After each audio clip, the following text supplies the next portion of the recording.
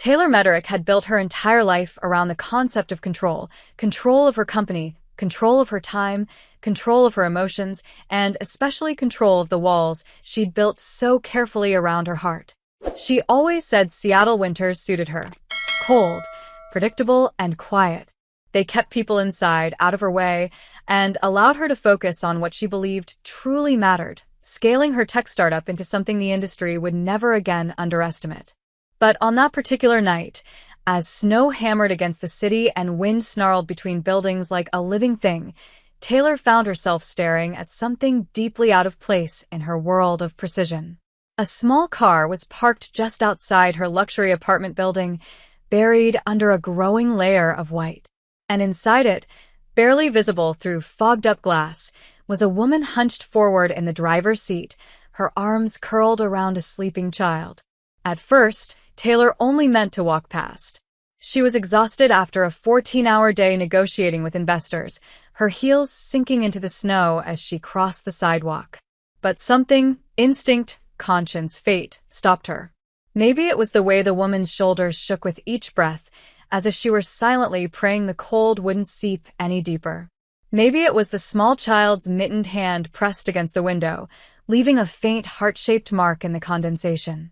Or maybe, just maybe, it was the strange flicker of memory inside Taylor, one she thought she had buried years ago, a memory of being left out in the cold metaphorically by someone she trusted too much. Whatever it was, Taylor found herself stepping closer, cautiously, her breath forming small ghosts in the air. She tapped on the window, and the woman inside startled violently. When she rolled the glass down just 2 inches, a blast of cold spilled out along with the scent of cheap fast food fries and something sweet, maybe a child's shampoo. "I'm sorry," the woman said immediately, her voice trembling. I know we shouldn't be parked here. I'll move in a minute." Taylor blinked. She had expected defensiveness, excuses, maybe even aggression. But the woman's tone held something else entirely, exhaustion and fear. "Does your engine still run?" Taylor asked, glancing at the dashboard. The car was off. No heat. No lights. Just stillness. Just cold. The woman swallowed. "Not reliably. I'm trying not to waste gas. We're okay." "Really?" Taylor looked at the bundled little girl in the back seat, her curls spilling from under a knitted hat, her cheeks pink from the cold. "No." They were not okay.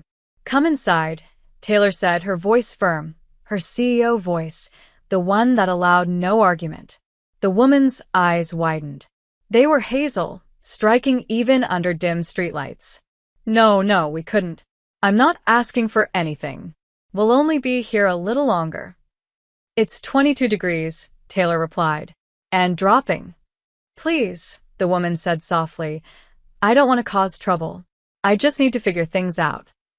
Taylor had met thousands of people who lied to get what they wanted. This woman wasn't lying. She was drowning. "You're not causing trouble," Taylor said, surprising herself. "Both of you come inside. Tonight. At least until the storm passes." The little girl stirred in the back seat, blinking awake, her voice groggy. "Mommy cold." That did it. The woman's resolve collapsed in an instant. She nodded, tears glinting in her lashes. "Okay, just for tonight." They gathered a small backpack, a worn stuffed rabbit missing an ear, and 2 thin coats that made Taylor's stomach twist with anger on their behalf. The woman looked ready to apologize for existing, and Taylor hated that too. When they stepped into the warm marble lobby of the apartment building, the little girl gasped in awe. "It's so shiny," she whispered, her eyes widening at the chandelier. Taylor felt something unfamiliar warm inside her chest. Pride? Amusement? Something softer? The woman clutched her daughter's hand protectively. "Thank you," she said, voice quiet but sincere. "I'm Sarah, and this is Angie." "Taylor," she replied. "You can stay in the guest room." Angie tugged at her mother's coat. "Mommy, she has warm eyes." Sarah looked mortified. "Angie." But Taylor felt a rare, genuine smile tug at her lips. "It's all right." As they rode the elevator up, Taylor caught Sarah subtly wiping tears when she thought no one was looking. When the doors opened to Taylor's penthouse, The warm lights illuminated Sarah's exhaustion in full.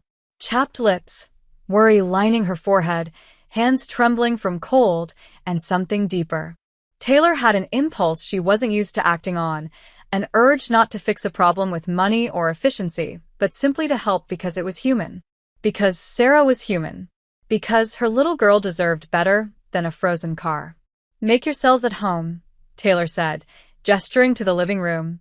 "I'll get you blankets." Sarah nodded gratefully, her voice cracking. "Thank you. Truly. We won't be any trouble." Trouble, Taylor realized, was the last thing she feared. What frightened her was the warmth that already began creeping into her perfectly insulated life the moment Sarah and Angie stepped inside. And the terrifying part was that she didn't want to push it away. Not tonight. Maybe not ever again. The first morning after the storm felt strangely quiet inside Taylor Mederick's penthouse, as though the entire world were holding its breath in anticipation of something neither she nor Sarah could yet name. Dawn crept through the floor-to-ceiling windows, soft gold melting into the frost that still clung to the glass, and for the first time in a long while, Taylor awoke not to the sharp alarm of her phone or the endless ping of emails waiting for her attention, but to a sound she couldn't immediately identify. Laughter. Small, delicate laughter. Child laughter. Angie. For several seconds Taylor remained in bed, her mind drifting between the instinct to cling to routine and the unfamiliar warmth that tugged at her chest. She should get up. She should check her messages. She should prepare for her morning call with the development team. She should, but the laughter came again, followed by the soft murmur of Sarah's voice, low and soothing, almost melodic, and Taylor felt something inside her pull, like a thread she didn't even know existed had been quietly tied to her heart. She pushed herself out of bed, grabbing the robe draped over her chair, and stepped into the hallway. As she approached the kitchen, she paused at the doorway, watching the scene unfold like something from a life she never imagined for herself. Sarah stood barefoot on the tiled floor, wearing an oversized sweater borrowed from Taylor's closet, sleeves covering half her hands, her hair pulled into a loose knot that let soft strands fall around her face. She looked nothing like the exhausted woman Taylor had found in the frozen car the night before. Instead, she looked alive, soft, warm, tired in the way someone is after carrying too much for too long but still choosing to fight through every hour. Angie sat on one of the stools at the kitchen island, swinging her legs, her curls bouncing as she hummed to herself. She held the stuffed rabbit with a missing ear, gently patting its head while Sarah poured hot chocolate into a mug with careful focus. "Only a little marshmallow," Sarah murmured. "You had too much sugar yesterday." "Yesterday we were cold," Angie reminded her with a seriousness that made Taylor's lips curl. "So today I get 2 marshmallows." Sarah bit back a smile. "One. One big one," Angie negotiated. Sarah sighed in defeat. "We'll see." Taylor didn't step forward immediately. She couldn't. There was something about the moment that felt too intimate, too fragile, like stepping closer might break it. The apartment, typically silent and minimalist, suddenly had life in it, real life, warm life, and Taylor wasn't used to the feeling of being on the outside looking in. But Sarah, sensing her, turned at that exact second. Their eyes met. Sarah's lips parted in surprise, then softened into something gentle. "Good morning," she said, her voice still carrying sleep. Taylor nodded, though her voice didn't come at first. She didn't understand why her throat felt tight. "Morning," she finally managed. Angie beamed at her. "Taylor, Mommy said we can't make noise, but I said grown-ups always wake up late because their bones hurt." Taylor blinked. Sarah looked mortified. "Angie, oh my God." But Taylor laughed. Actually laughed. A real one, not the polite corporate chuckle she mastered over the years. "My bones are perfectly fine," she told the little girl. Angie considered that, narrowing her eyes. "You still woke up late." Taylor raised an eyebrow. "What time is it?" Sarah glanced at the digital clock on the microwave, cheeks reddening. "Almost 8. Taylor stiffened instinctively. 8 o'clock was late for her, but the panic she expected didn't rise. The emails could wait. The meeting could be postponed. For some reason she couldn't explain, The idea of turning away from this kitchen table, from Sarah's soft eyes and Angie's swinging feet, felt wrong. "I made some hot chocolate," Sarah said quickly, as if afraid Taylor might change her mind and retreat into the cold professionalism she wielded like armor. "I wasn't sure what you liked, so hot chocolate is fine," Taylor said. Then, softer than she meant to, "Thank you." Sarah froze for a moment, surprised by the sincerity. Taylor felt strangely exposed under the weight of Sarah's gaze, as if she'd revealed something unintentional. They moved around each other in the kitchen with awkward grace, Sarah trying not to overstep, Taylor trying not to appear too rigid. When Sarah handed her the mug, their fingers brushed lightly, a fleeting touch that shouldn't have meant anything, and yet sent a subtle, electric ripple through both of them. Taylor inhaled sharply, pretending to focus on the steam rising from the cup. Sarah quickly tucked her hair behind her ear, pretending she hadn't felt the same spark. Angie chattered happily between them, filling the silence with innocent chaos. "Mommy said we can stay just for one night," she announced proudly, unaware of the grown-ups' tension. Taylor suddenly felt a knot twist inside her. The idea of them leaving tightened something in her chest she didn't want to examine. Sarah looked down, embarrassed. "We'll be gone by this afternoon. I don't want to take advantage of your kindness." Taylor set her mug down. "You're not taking advantage," she said firmly. Sarah opened her mouth, ready to argue, but Taylor continued, "The storm hasn't cleared yet. Stay until it's safe." Angie clapped her hands. "Another night." "Angie," Sarah warned softly, "we don't want to be a burden." "You're not," Taylor said again, and this time her voice carried something that made Sarah's breath catch, something steady, protective, quietly emotional. Their eyes held longer than they should have, the weight of unspoken things crackling between them like static in the winter air. Sarah was the one who looked away first, her cheeks warming. "Thank you," she murmured, "for everything." Taylor didn't trust herself to answer. Instead, she took a sip of her now-cooling hot chocolate, pretending not to see the way Sarah's chest rose and fell as though she, too, was fighting something she didn't quite understand. As the morning passed, Taylor found herself staying close to the living room instead of retreating to her office. She pretended to check emails, but her eyes kept drifting to Sarah, her gentle movements, her soft voice as she read to Angie, the way she smiled when the little girl pointed at pictures in the book. Taylor wasn't used to this version of herself, the one who lingered, who watched, who felt. But she didn't pull away. Not this time. And while Sarah pretended not to notice the way Taylor hovered nearby, her heart beat just a little faster for reasons she wasn't ready to name. Something had shifted between them in the quiet morning light. Something small, something fragile, something dangerous. And neither of them knew how quickly that something would grow. The storm outside had not let up by midday, painting Seattle in shades of gray and white that blurred the skyline until it felt like the edge of the world. Heavy snow piled against the windows of Taylor's penthouse, and although she normally loved the silence a storm brought, today it felt different. Heavier, expectant, like the sky itself was waiting to see what she would do next. Taylor found herself standing in the doorway of the guest room, watching Sarah fold the blankets with meticulous care, as though leaving things perfectly arranged might ease the guilt she carried for still being here. Angie sat on the bed, swinging her legs and chatting to her stuffed rabbit about snowflakes. Sarah hadn't noticed Taylor yet, and for a moment, Taylor allowed herself the luxury of simply observing her. Sarah's movements were graceful in a tired sort of way. She smoothed the sheets quietly, her brows drawn together in concentration, her lips pressed into a soft line. She looked peaceful. "Love what you've seen so far, and want to help me keep creating these awesome stories on this channel? Then subscribe and hit the bell. Your subscription supports the channel and makes sure you get more exciting stories. And also heartbreakingly fragile, as if one wrong step might shatter the fragile hope she was barely holding together." When Sarah finally turned, she startled slightly at seeing Taylor in the doorway. "Oh, sorry," she said quickly, as though she'd been caught doing something wrong. "I was just making the bed. We'll be out of here soon." Something about that sentence struck Taylor like a cold draft.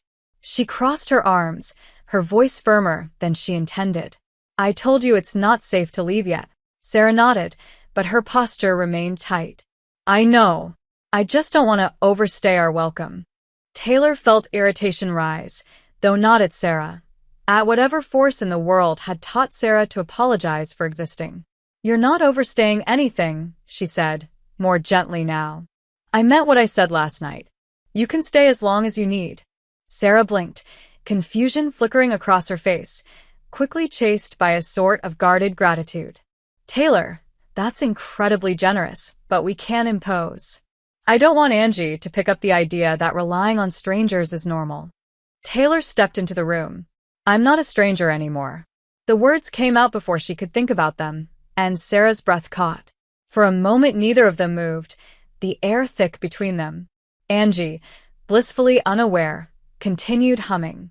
Taylor took another step forward, drawn by something she couldn't name. I'm serious, she said quietly. You and Angie deserve somewhere warm, somewhere safe. Let me help. Sarah lowered her gaze, her voice barely above a whisper. I'm just not used to people helping without wanting something in return.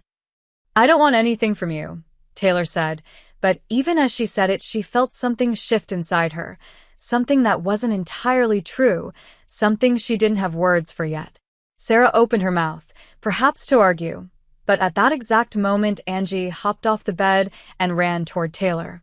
Can we watch the snow from the big window? She asked enthusiastically.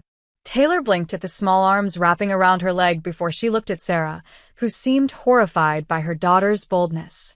But Taylor only knelt to Angie's height. Of course we can. Angie squealed and ran ahead, already halfway down the hallway. Sarah pressed a hand to her temple. I'm so sorry. She gets excited.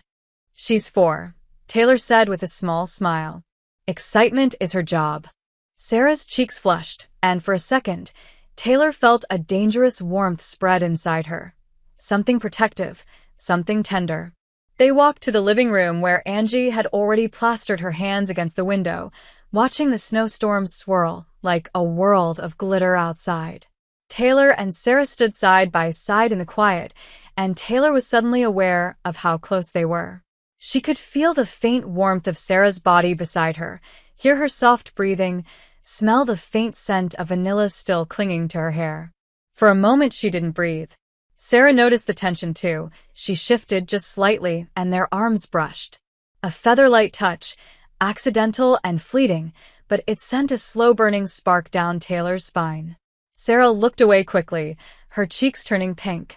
Taylor, she began, her voice uncertain, but before she could finish, Angie gasped. Mommy, look. A bird. A small sparrow was perched on the balcony railing, wings puffed against the cold. Sarah knelt beside her daughter, wrapping an arm around her. Taylor watched them, how Sarah tucked Angie's curls behind her ear, how Angie leaned against her mother as though she were the safest place in the world.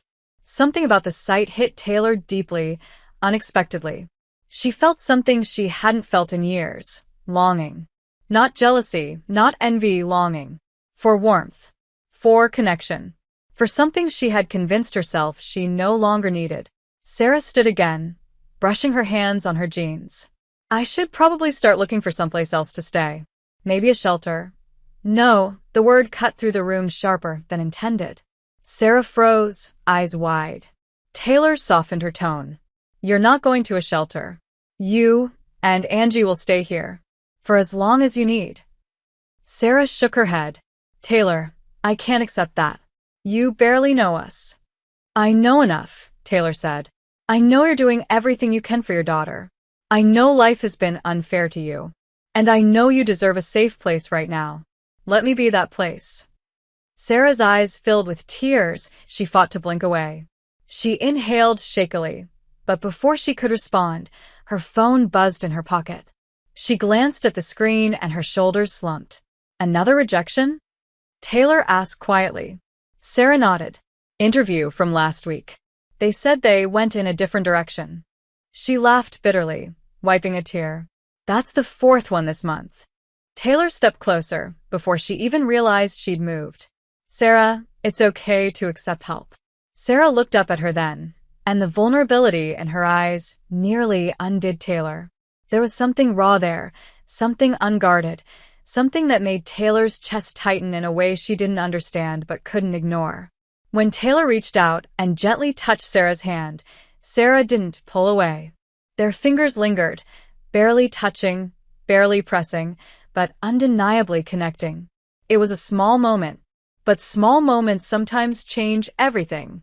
The snowstorm worsened as the afternoon unfolded, swallowing the city in white silence and making any thought of leaving not just unsafe, but impossible. The windows trembled under the pressure of icy wind, and the sky hovered in that peculiar color between blue and silver that only winter storms seemed to create. Inside the penthouse, however, warmth radiated from every corner, a warmth that had less to do with the heating system and more to do with the quiet, unspoken shift happening between Taylor and Sarah. After the emotional moment in the hallway, neither woman quite knew how to act. Sarah busied herself tidying the living room, picking up stray crayons Angie had already scattered. Taylor pretended to work at the dining table, though her laptop screen had long gone dark from inactivity.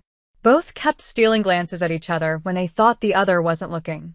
Angie was the only one moving freely and naturally between them, oblivious to the tension forming like an invisible thread. At one point, she stood in front of Taylor, tugging lightly at her sleeve. "Can you play with me?" Taylor blinked at the request, startled. No child had ever asked her that before. She hesitated. "I don't know if I'm very good at playing." Angie's eyes widened dramatically. "You don't know how?" Sarah stepped in quickly. "Angie, sweetheart, Taylor works a lot. She doesn't have time for games." Angie frowned, not satisfied with that answer. "But everyone knows how to play." She turned back to Taylor. "I can teach you." Sarah began to apologize again, but Taylor held up a hand, surprising even herself. "It's okay," she said softly. I wouldn't mind learning." The look of pure delight that spread over Angie's face did something strange to Taylor's heart, something she tried to ignore but couldn't quite push down. Angie grabbed Taylor's hand with complete confidence and led her to the carpeted area by the fireplace, where crayons and coloring books were already scattered. Sarah watched from the kitchen, unsure whether she should intervene or let the moment play out on its own. Taylor sat stiffly at first, knees bent awkwardly, holding a crayon like it was a foreign object. Angie plopped beside her. "You have to relax your hand," she instructed with all the seriousness of a tiny professor. Taylor swallowed a laugh. "Relax." "Right." Angie guided her fingers. "Like this." Sarah leaned against the counter, arms crossed over her sweater, observing the scene with growing astonishment. She had never seen anyone go from intimidating CEO to obedient coloring student so quickly.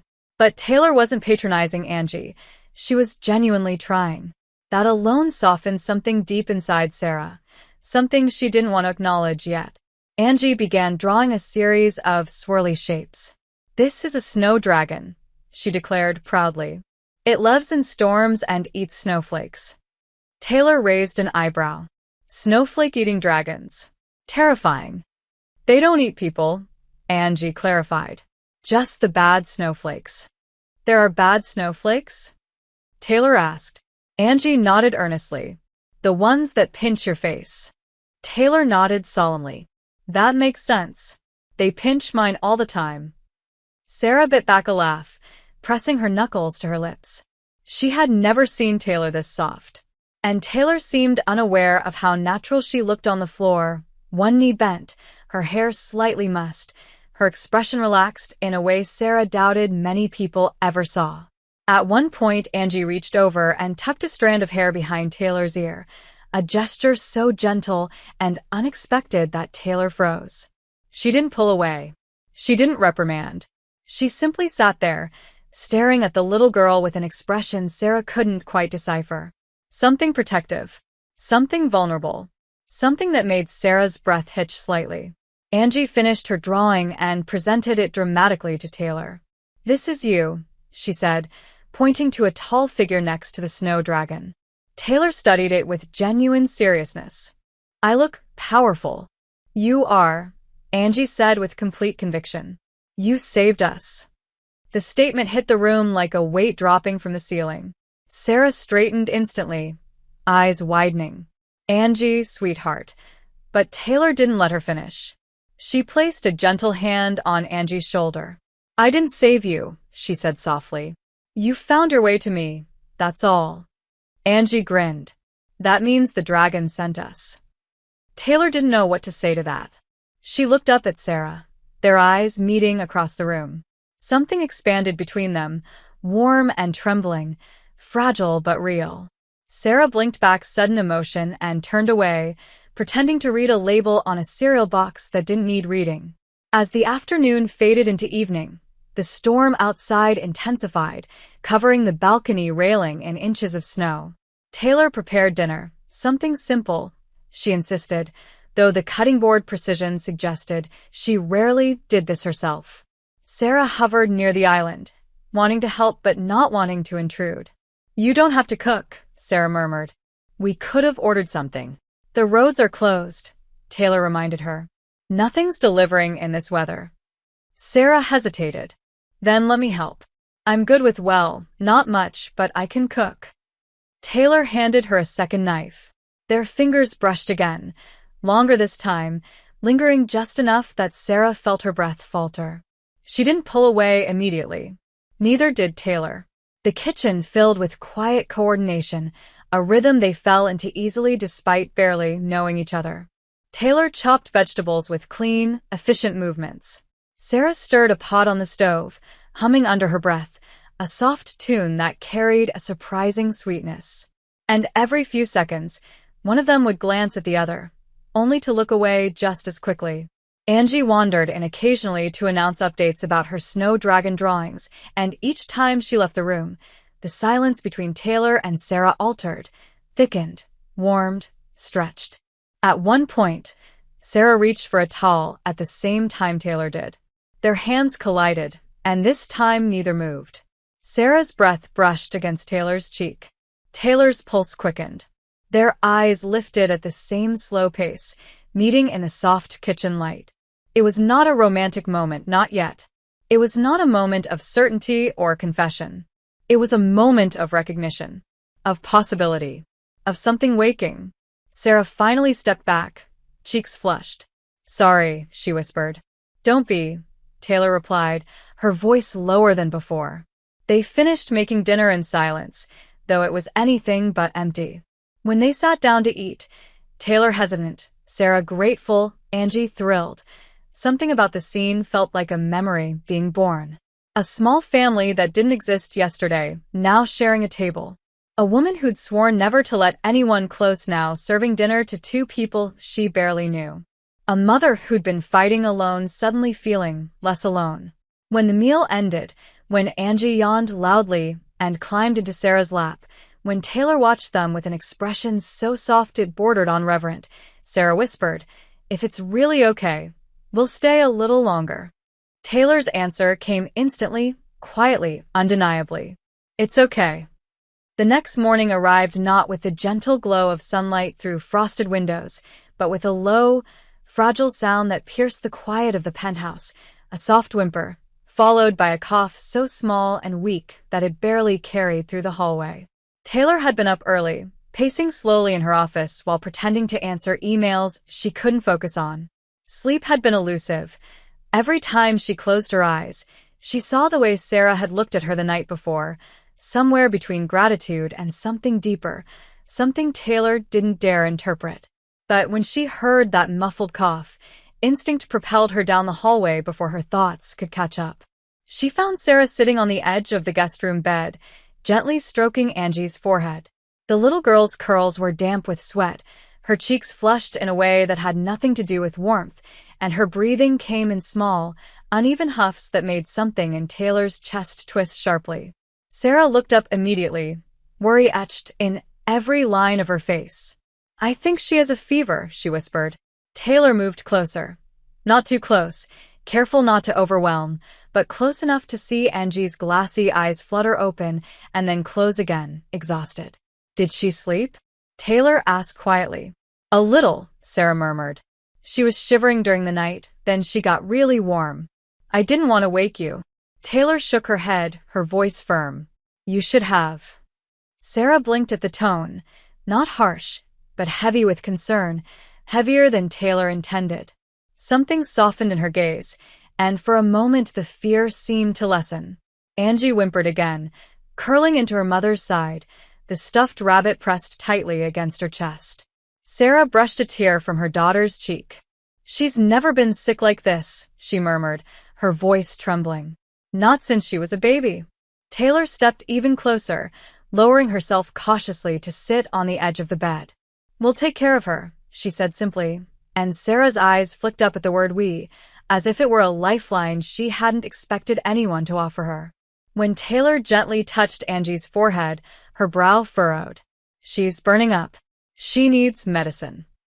Sarah nodded, but her breathing had quickened. I can't afford a doctor right now. And the urgent care is too far with the storm, Sarah. Taylor interrupted softly but firmly. I said we'll take care of her. Let me handle it.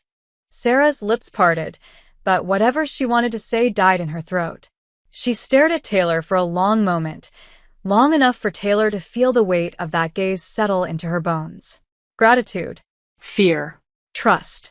A fragile combination that made Taylor inhale slowly, carefully, as though moving too fast might shatter whatever was forming between them. I have a small medical kit, Taylor added, and a contact who can advise us if we need it. Let me get everything. Sarah nodded slowly. Thank you, she whispered. But it wasn't the polite thank you she'd given before. It was softer. Deeper. Like she was placing something delicate and important into Taylor's hands. Taylor left briefly to retrieve the kit, moving with purpose, her pulse unexpectedly quick. When she returned, she found Sarah holding Angie, rocking her gently, humming something familiar and heartbreakingly tender. Sarah looked up, her eyes filled with concern. She keeps asking if she did something wrong.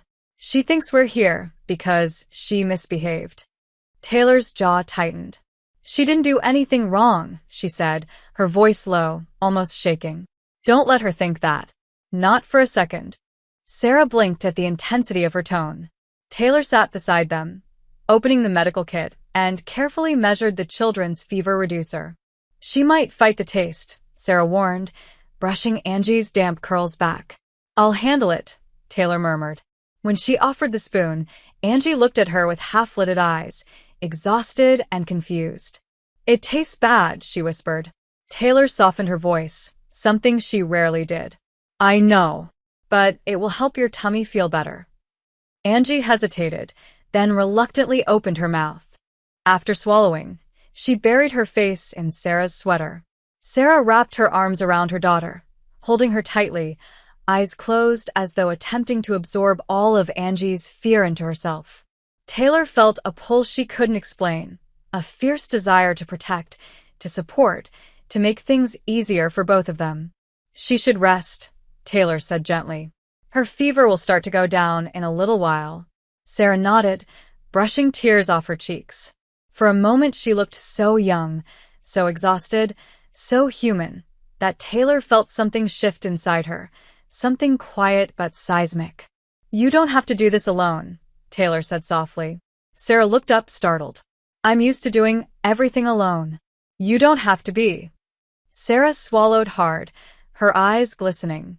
A silence stretched between them, not empty, but full, like the air itself had thickened with unspoken truths neither was ready to voice. After settling Angie under the blankets, Sarah stepped into the hallway with Taylor, closing the door halfway so they could still hear the little girl if she stirred. She leaned against the wall, rubbing her hands together. I hate seeing her sick, she murmured. She's all I have. Taylor shook her head slowly. She's not all you have. Sarah's breath caught, her chest rising as though the words themselves stole the air from her lungs. Taylor, you're not alone here, Taylor continued, voice soft but steady. You and Angie, both of you, you're safe. Sarah's eyes filled again. But this time, she didn't look away. She stepped closer. Not touching, but close enough that Taylor could feel the warmth radiating from her, the trembling of her breath. Why are you doing all this? Sarah whispered. You barely know us. Taylor could have lied, could have said it was just the storm or her responsibility as a decent human being. But the words stuck in her throat. Instead, she exhaled slowly. I don't know, she admitted. But I want to. Sarah stared at her, her expression softening into something beautiful and fragile.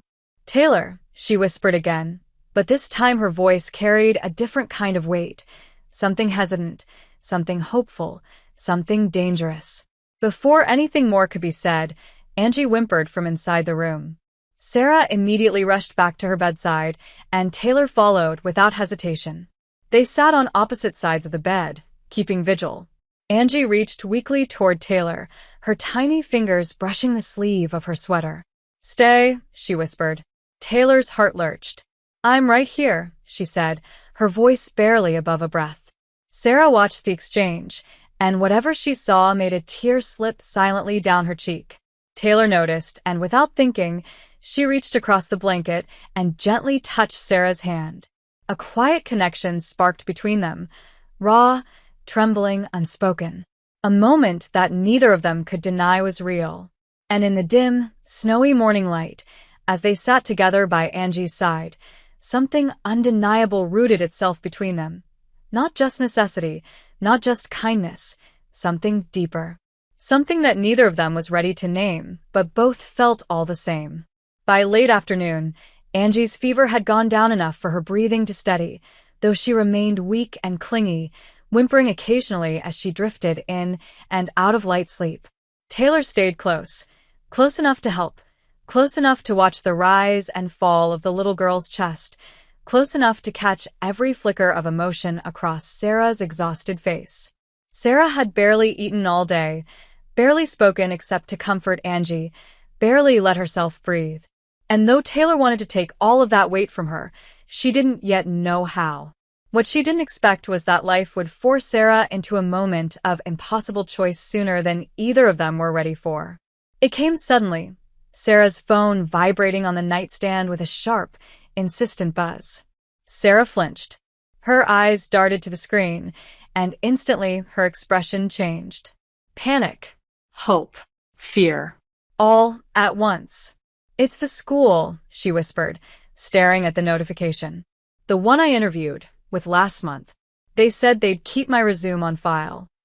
Taylor felt her pulse quicken. What do they want? Sarah swallowed hard, shoulders tensing. A second interview. Today. In 30 minutes. The silence that followed hit like a shockwave. Angie whimpered again, curling deeper into her blankets, her nose red, her breathing still shallow. Sarah looked between her daughter and the phone as if being torn open from the inside. I can't go, she whispered, voice cracking. She needs me. It's an online interview, Taylor pressed gently. Zoom. You can take it here. But Sarah shook her head rapidly, wiping tears that fell too easily. I have to look presentable. I have to be fully focused. I have to give real answers. They said they're interviewing only 2 final candidates. I can't. Her voice collapsed completely. She pressed a trembling hand to her mouth. I can't do it with her like this. And then, barely audible, I can't lose another opportunity. Taylor didn't think. She moved. With a steadiness she didn't fully understand, she stepped directly in front of Sarah and spoke in a calm, anchored voice. You're not going to lose it. Sarah blinked up at her, tears suspended in her lashes. Taylor, I'll stay with her, Taylor said simply, confidently, as though it were the most obvious thing in the world. I'll keep her warm, give her water if she wakes up, hold her hand if she cries. I'll stay right here. Sarah shook her head. I can't ask you to. You're not asking, Taylor said, soft but firm. I'm offering. Something inside Sarah seemed to break at those words. Not in a painful way, more like a crack that lets the light through. Her eyes dropped to Angie, then lifted again, filled with desperate conflict. She might get scared if she wakes up, Sarah whispered. She'll want me. Then I'll call you, Taylor replied gently. And you'll come. But right now you need to take this interview.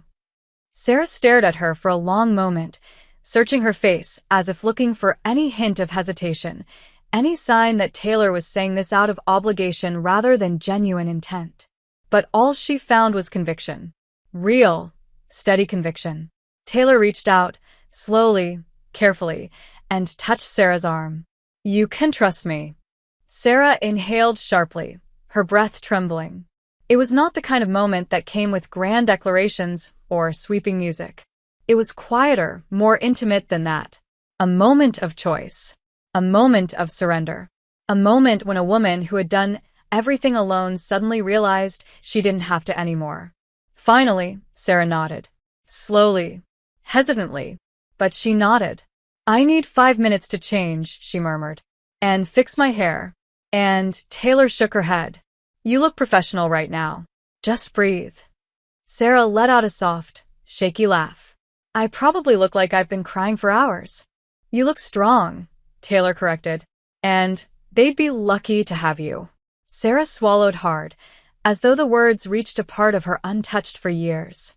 She hurried to the bathroom with her laptop, leaving the door slightly open so she could hear Angie if needed.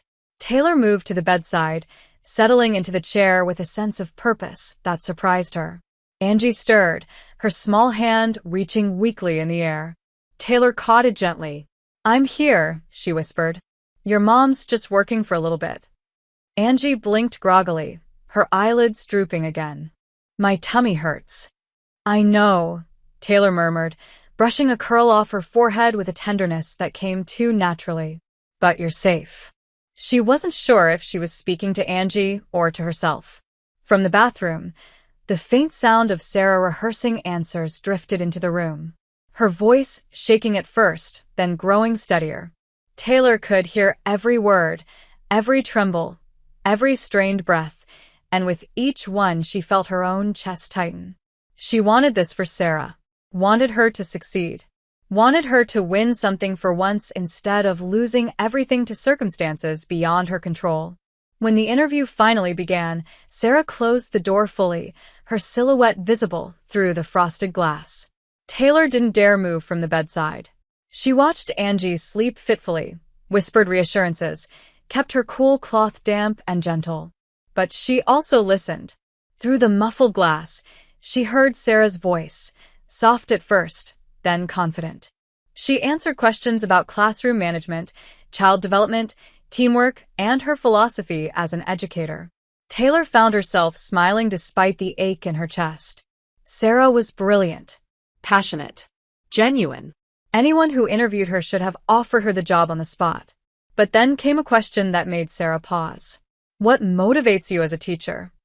The silence hung heavy. Taylor held her breath. "My daughter," Sarah finally said, voice thick but steady.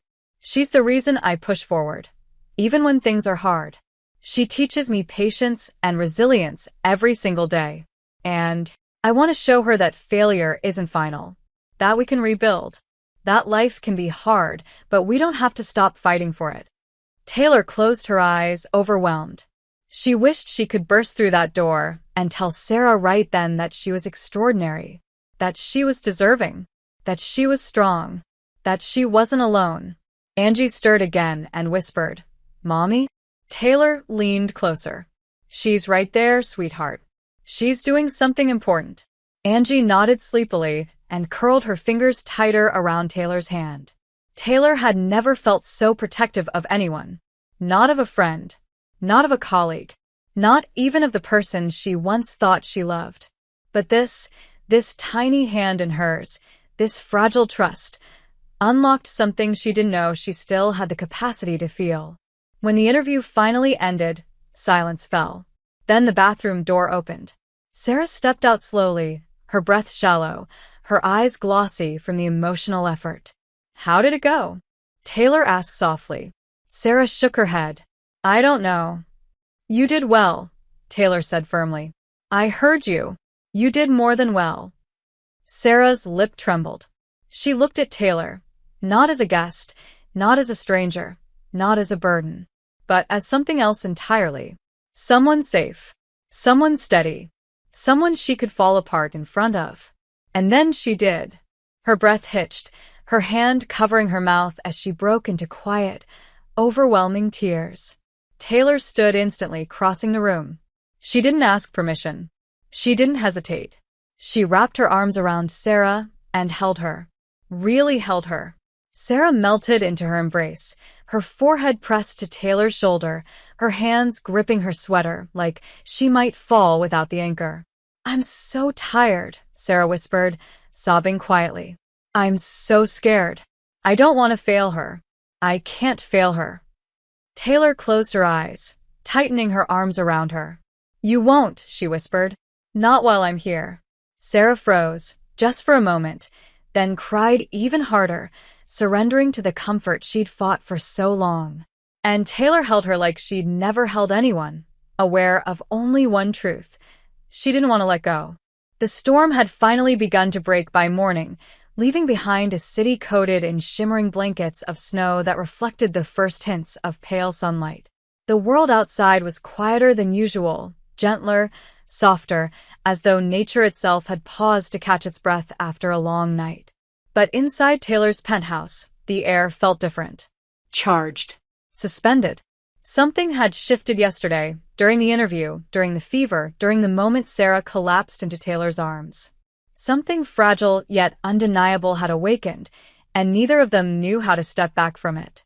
Angie was still weak, but much improved, lying on the couch with a fresh blanket while cartoons played softly in the background. Sarah sat beside her, running fingers through her daughter's curls, her touch rhythmic and tender. Taylor watched the scene from the kitchen, her chest tightening with an emotion she wasn't used to feeling. Something warm, aching, protective. She busied herself making tea, if only to keep her shaking hands occupied, when Sarah's phone buzzed suddenly on the coffee table. Sarah flinched, her eyes darting immediately to the screen. Taylor froze. They both knew who it might be. With trembling fingers, Sarah reached for the phone. Her breath hitched as she read the notification, eyes widening, lips parting in disbelief. "Taylor," she whispered. "It's them." Taylor stepped closer. "Open it." Sarah swallowed hard and tapped the message. A pause. Silence. Then her free hand flew to her mouth as a sob escaped her, a sob of shock, of relief, of everything she had been holding back for months. "I got it," she whispered, voice breaking. "They're offering me the job." Angie perked up weakly. "Mommy?" Sarah laughed through tears, pulling her daughter into her arms. "I got the job, baby. I got the job." Taylor's heart swelled so intensely she thought it might crack open. "Sarah," she breathed, "that's incredible." Sarah turned toward her, eyes shining, cheeks flushed with joy and disbelief. I don't know what to say. I didn't think. You deserved it," Taylor said softly. "More than anyone." Sarah stood slowly, still holding the phone in one trembling hand.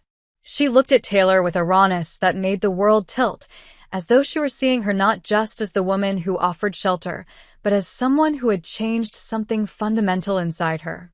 "I couldn't have done it without you," Sarah whispered. "You held everything together so I could breathe.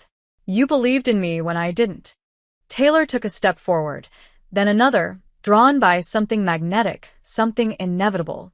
Their breath mingled. Their hands hovered inches apart, as though touching would ignite something neither of them could control.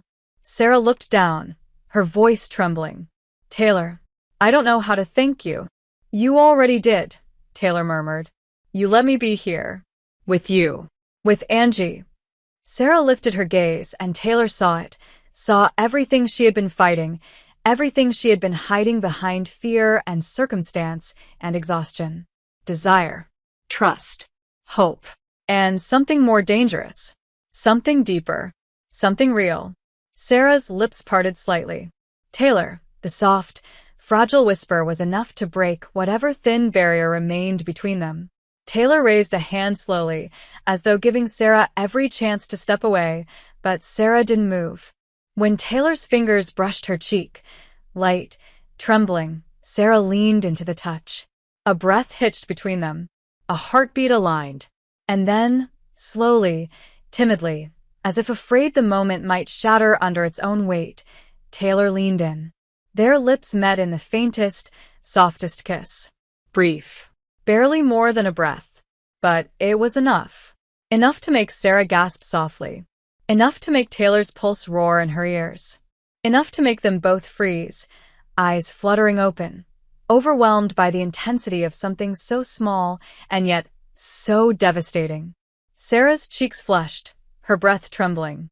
"I didn't mean to. Me neither," Taylor whispered, her voice unsteady, her eyes locked on Sarah's. "But I'm not sorry." Sarah swallowed hard. "Neither am I." They stood there, caught in a fragile, electrified silence neither dared to break. It felt like the start of something. Something terrifying. Something beautiful. Something they had both been stumbling toward, without understanding until now. Angie coughed lightly, breaking the spell, and Sarah stepped back abruptly, cheeks burning, trying to catch her breath. Taylor didn't try to pull her closer again. She simply watched her, saw the trembling hands, the parted lips, the swirling emotions she couldn't hide. They spent the next hour drifting around each other cautiously, their movements careful, their words clipped, their eyes darting away only to fall back again. But something heavy churned beneath the surface of Sarah's attempts at calm. Something Taylor couldn't identify. A storm brewing behind her eyes. By late afternoon, Angie had fallen asleep again, curled against a pillow on the couch. Taylor retreated to her room for a moment to answer a work call, leaving Sarah alone in the quiet living room. When Taylor returned 10 minutes later, humming lightly to herself, she felt it immediately. Something was wrong. The air felt empty. Too empty. Still. Too still. The blanket Angie had been using was folded neatly on the arm of the couch. The stuffed rabbit was missing. Sarah's coat was gone from its hanger. A cold rush of dread flooded Taylor's body. "Sarah?" Taylor called out, voice tight. No answer. "Sarah?" She checked the guest room. Empty. Checked the hallway. Empty. Checked the balcony, the bathroom, the kitchen. Empty. Empty. Empty. Her heartbeat thundered painfully in her chest. On the dining table, sitting alone under the fading afternoon light, was a single piece of paper. Just one. Folded carefully. Taylor's hands trembled as she reached for it. Her breath shook as she opened the note. 4 short lines stared back at her, written in Sarah's familiar, slightly slanted handwriting. "Taylor, thank you for everything. You've been kinder to us than we ever deserved. But we can't stay. I can't let myself get attached. Please don't look for us. Sarah." Taylor's vision blurred. The world tilted. Her chest ached with something sharp, unbearable. Attached. Sarah had run because she was attached, because something had begun between them. Something Sarah feared as much as she felt. The first tear slipped down Taylor's cheek before she even realized she was crying. Then another. And another. The penthouse felt suddenly massive. Silent. Empty. Too empty. They were gone. And Taylor had never realized, until this exact moment, just how much she needed them to stay. Taylor didn't sleep that night. She didn't even try. She sat in the living room long after the sun had gone down, staring at the empty spaces where Sarah and Angie's things had been. Small, simple items that had somehow become part of her world in a matter of days. The blanket Angie clung to when she was cold. The hair ties Sarah left on the counter. The tiny pair of shoes by the door. All gone. Nothing left but the faint trace of their presence in the air, lingering like a ghost that refused to leave.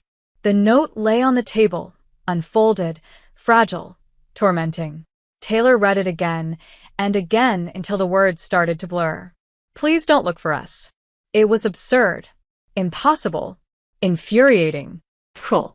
And yet every time she tried to get angry, the emotion dissolved into something devastatingly soft, a grief she didn't recognize but felt down to her bones.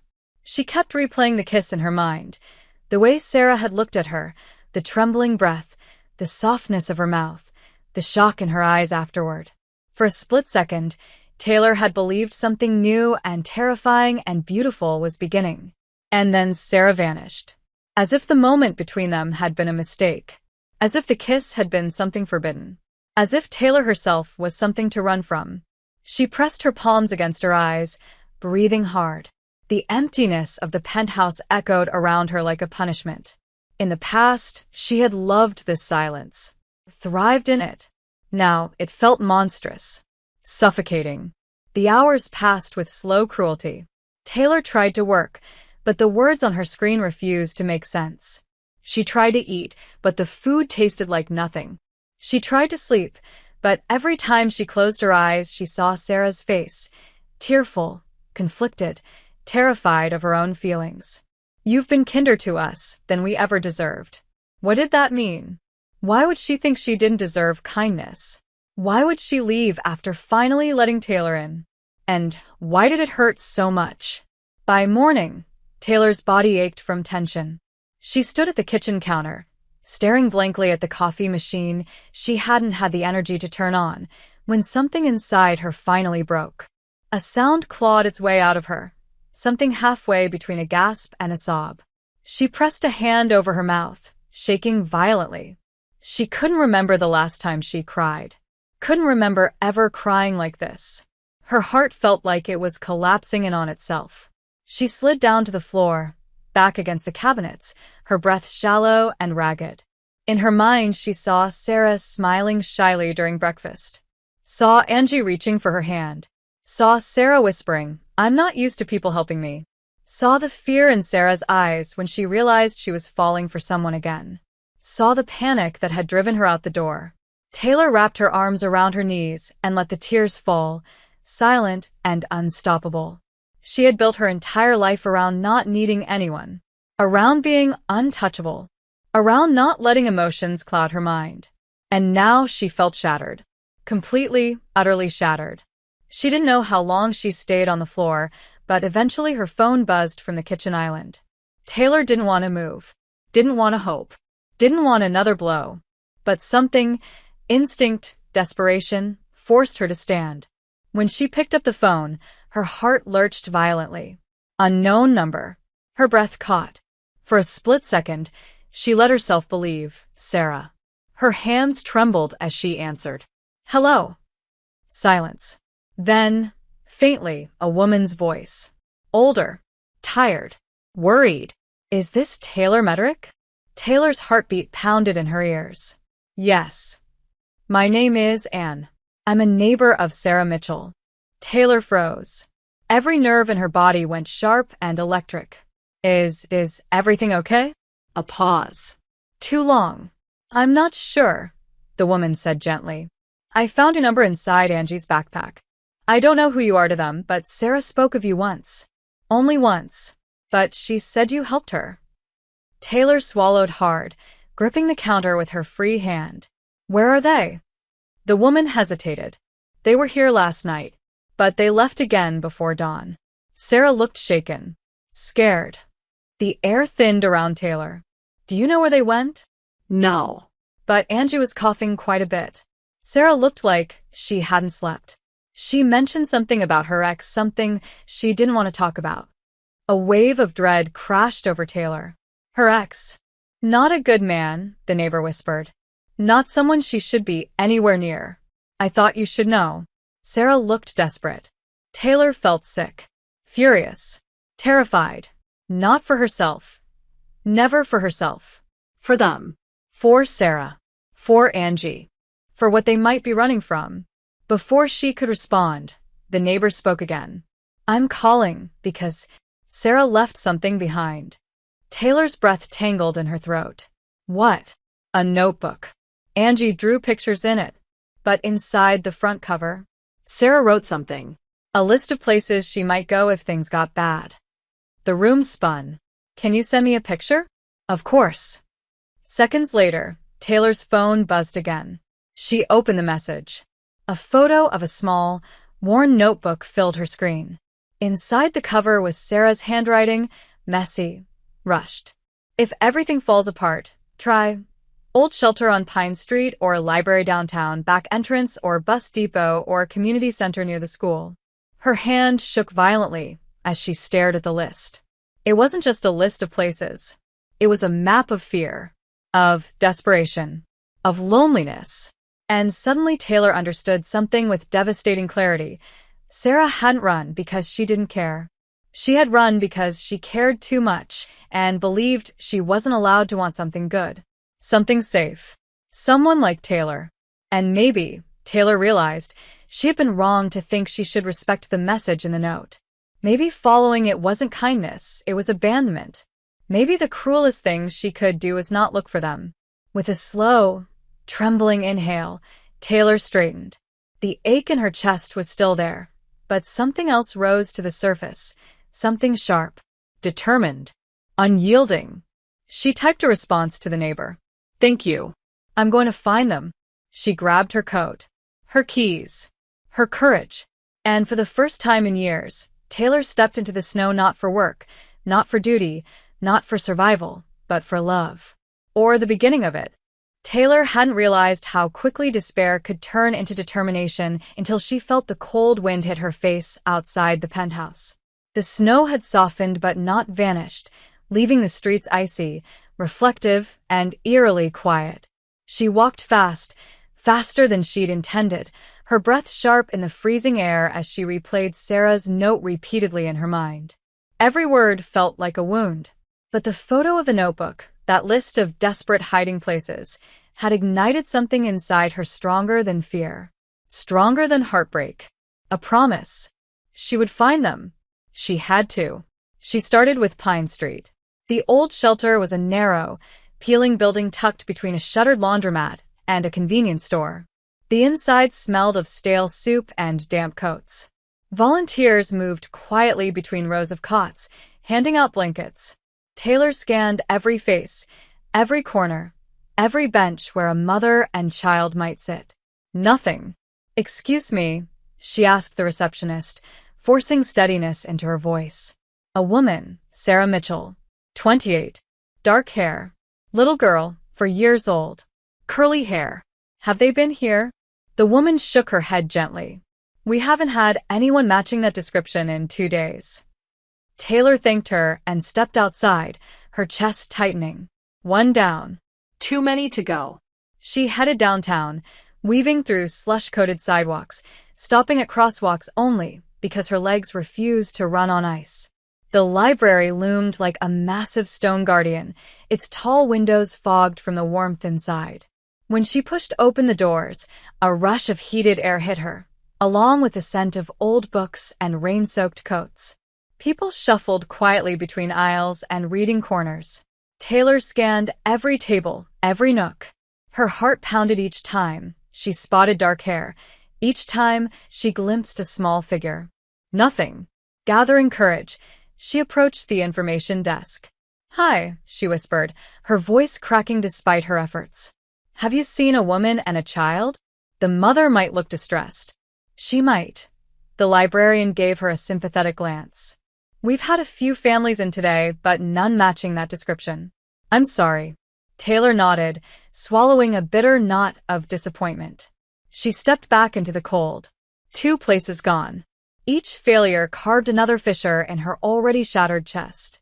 She walked toward the bus depot next, the largest station in the area, a monument of concrete and flickering fluorescent lights.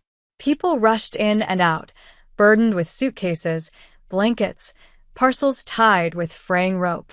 Taylor moved through the crowd, her heart beating painfully each time she saw a small child. She checked benches, checked the waiting room, checked the bathroom hallway. Nothing. At the ticket counter, an employee shook his head. "Lots of people pass through," he said, barely glancing up. Hard to keep track. Taylor stepped back, trembling. For the first time, doubt seeped in like cold water beneath her skin. What if Sarah had left the city entirely? What if she'd boarded a bus in panic and gone somewhere too far for Taylor to reach? What if the kiss had scared her so badly she wanted to erase it from her life? But the thought hurt too much to hold, so Taylor forced herself to keep moving. The community center near the school was her last destination. She walked there slowly, defeated but refusing to stop until she had checked every place on the list. The center was still open despite the weather, its yellow lights casting a warm glow against the snow. Parents picked up children from after-school programs. Teenagers played basketball in the gym. But no Sarah. No Angie. Taylor asked the receptionist anyway, her fingers gripping the edge of the counter.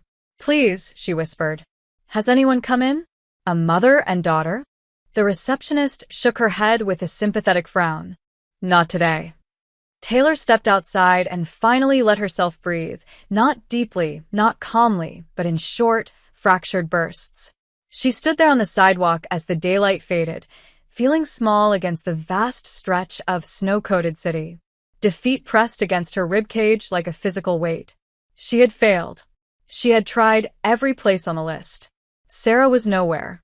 And she was alone again. This time it hurt in a way she had never experienced. Her breath fogged in the air as she whispered a question she never imagined asking out loud. "Why did you run from me?" The wind answered with silence. A hollow ache pulsed behind her ribs as she turned back toward home. The walk felt longer, heavier. The streets seemed emptier. Every step echoed with the reminder that the penthouse would feel like a tomb now. She reached the building, climbed the elevator, and stepped inside the cold, quiet space she once considered her sanctuary. But it didn't feel like hers anymore. Not without Sarah's soft voice. Not without Angie's laughter. Not without the warmth they had brought to every corner. Taylor sank into the living room couch and buried her face in her trembling hands. "Please," she whispered, though she didn't know who she was begging. "Let them be safe." Minutes passed. Maybe hours. Time had dissolved into a blur of grief. And then a sound. Soft. Almost imperceptible. A knock. 3 small knocks against the door. Taylor's head snapped up. Her heart stopped. No one knocked on her door. Ever. She stood slowly, legs unsteady, breath frozen in her throat. When she opened the door, everything inside her collapsed. Sarah stood there, eyes red, face tear-stained, hair tangled by wind, shoulders shaking, and in her arms, Angie, wrapped in a too-thin blanket, breathing unevenly, feverish again. Sarah's lips trembled as she met Taylor's eyes. I didn't know where else to go," she whispered, her voice breaking entirely. She started coughing again. She wouldn't stop. "I tried to get a cab, but no one would come. And the buses," she shook her head, crying openly now. "Taylor, I'm so sorry. I shouldn't have left. I was scared. I didn't know what I was doing. But Angie, she needs help. I didn't know who else to trust." Taylor felt tears burn her eyes as she stepped forward without a second thought, her hands lifting gently toward Angie. "Give her to me," she breathed. Sarah let out a shattered sob and handed her daughter over, collapsing into Taylor's arms the moment she did. "I'm sorry," she cried, gripping Taylor's coat as if afraid she might vanish. "I'm so sorry. I shouldn't have run. I got scared. I thought if I stayed any longer I would—" She couldn't finish. She didn't have to. Taylor held her tightly with one arm, the other wrapped securely around Angie's small, fever-warm body. "It's okay," Taylor whispered, her voice breaking for the first time. "You're here now. Both of you. I've got you. I'm not letting you go again." Sarah cried harder, burying her face in Taylor's shoulder. And for the first time since they had disappeared, Taylor felt the crushing weight in her chest loosen, just enough for hope to breathe again. Taylor carried Angie inside with a steadiness that didn't match the storm raging inside her chest. The little girl's head lolled against her shoulder, her curls damp with feverish sweat, her breathing shallow but steady enough to ease the edge of Taylor's panic. Sarah followed behind them, trembling violently, wiping tears from her face as though she couldn't control them anymore. When the door shut behind them, sealing away the cold night air, Sarah's knees almost buckled. Taylor caught her by the elbow just before she stumbled. "Sit," Taylor murmured softly, but her voice held the same firm authority Sarah had come to rely on. "I'll take care of her." Sarah nodded weakly and collapsed onto the couch, burying her face in her hands. For a moment Taylor simply looked at her. Really looked at her. Sarah's lashes clumped with tears. Her lips trembled. Her entire body shook from exhaustion, fear, guilt, and the aching relief of, finally, being somewhere safe. Taylor had never seen her look more breakable. Or more beautiful. But the priority was Angie. She laid the little girl gently on the sofa, placing a pillow beneath her head, then hurried to the bathroom to retrieve cool cloths, fever reducer, and the small humidifier she kept for dry winter nights. When Taylor returned, she knelt beside the couch and brushed a strand of hair from Angie's forehead. The child whimpered faintly, her lips trembling. "Sure," Taylor whispered, her voice softer than she knew it could be. "I've got you." She wiped the sweat from Angie's temple with the cloth, her touch delicate and impossibly tender. She lifted the little girl enough to give her a sip of water. Angie's fingers curled weakly around Taylor's wrist. "Mommy," she whispered, barely audible.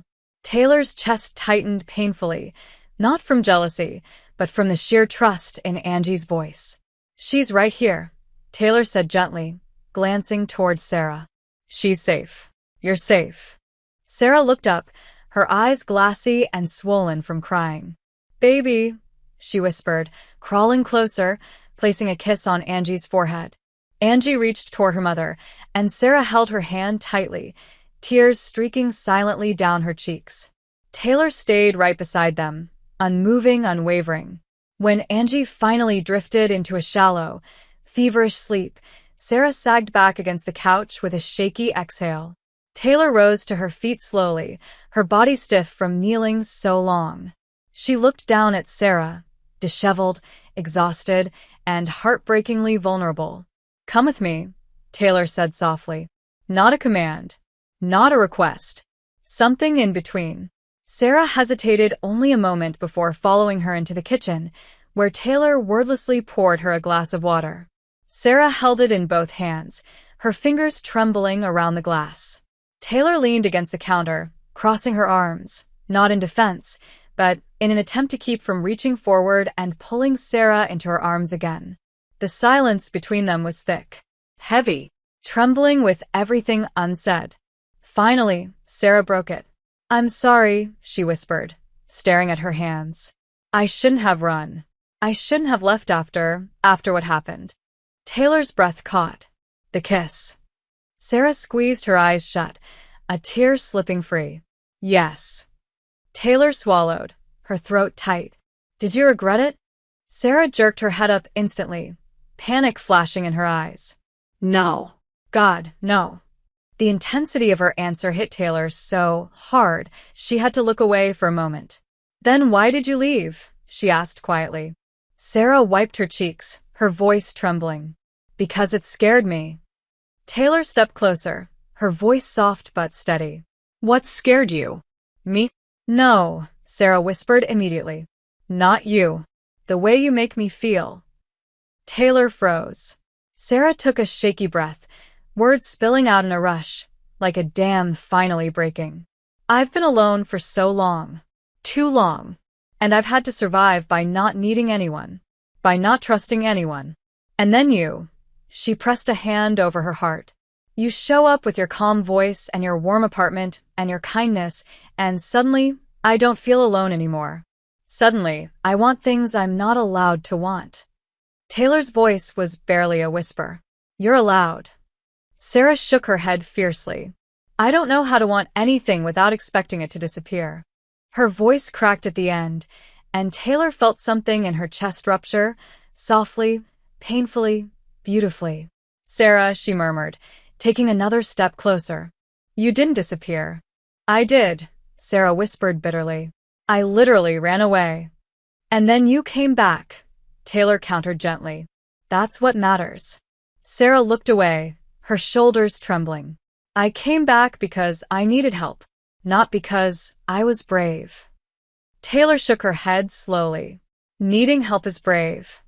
Sarah laughed weakly, tears slipping down her cheeks. "You really believe that?" "Yes." Sarah's gaze lifted, fragile but searching.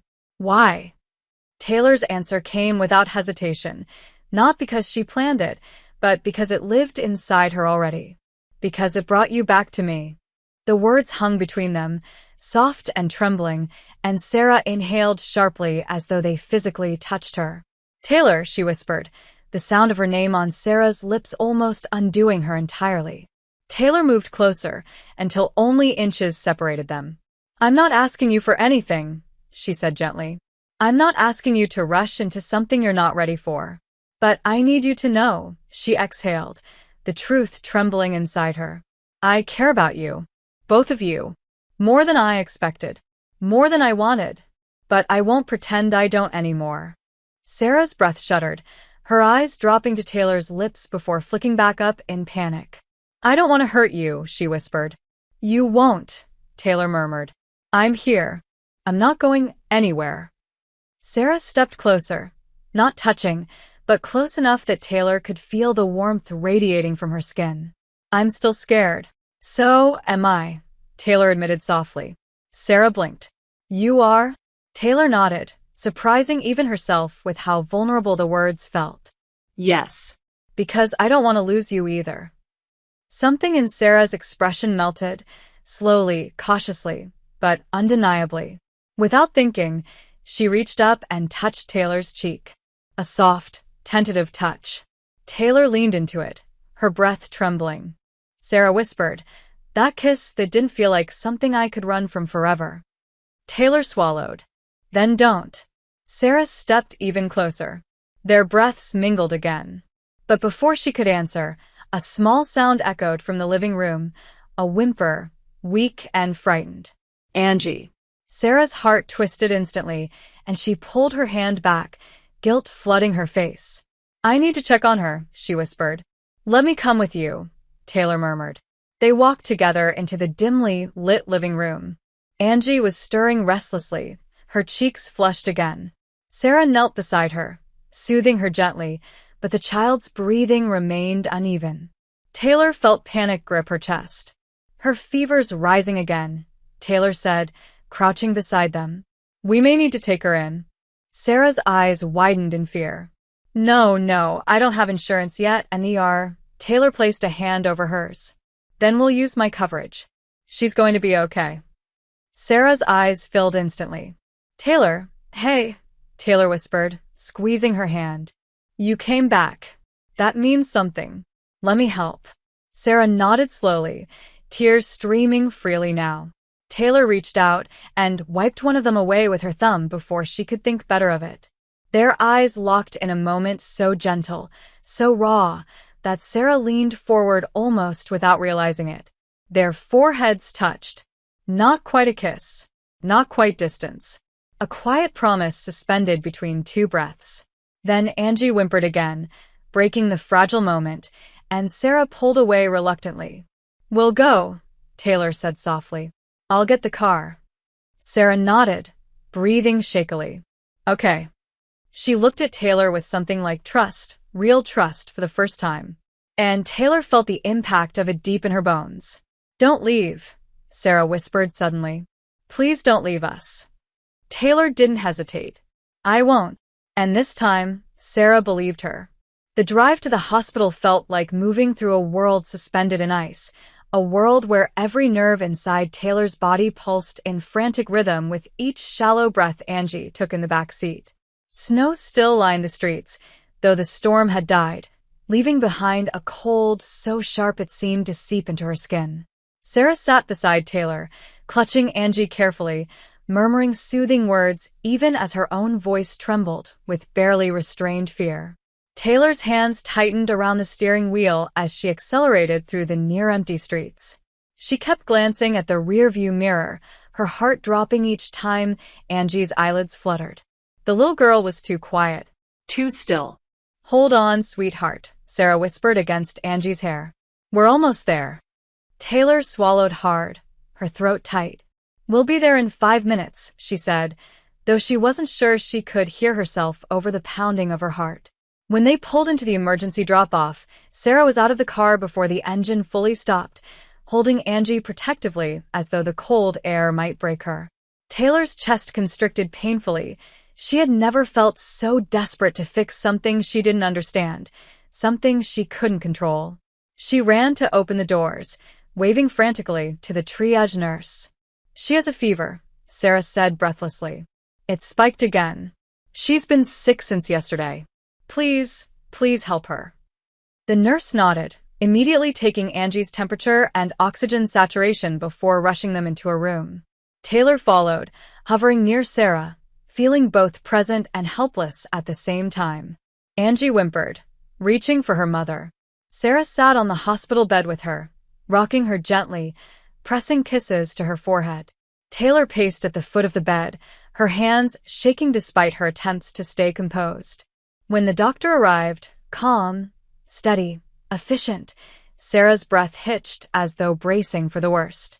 Angie clung to her tighter. The doctor examined the little girl, checked her lungs, ears, throat, and nodded softly. She has a respiratory infection, he said. Nothing life-threatening, but with her fever and dehydration, she needs fluids and monitoring. Sarah let out a sob of relief, so sudden that the doctor paused, offering a reassuring smile. Taylor exhaled shakily, but the tension didn't disappear completely.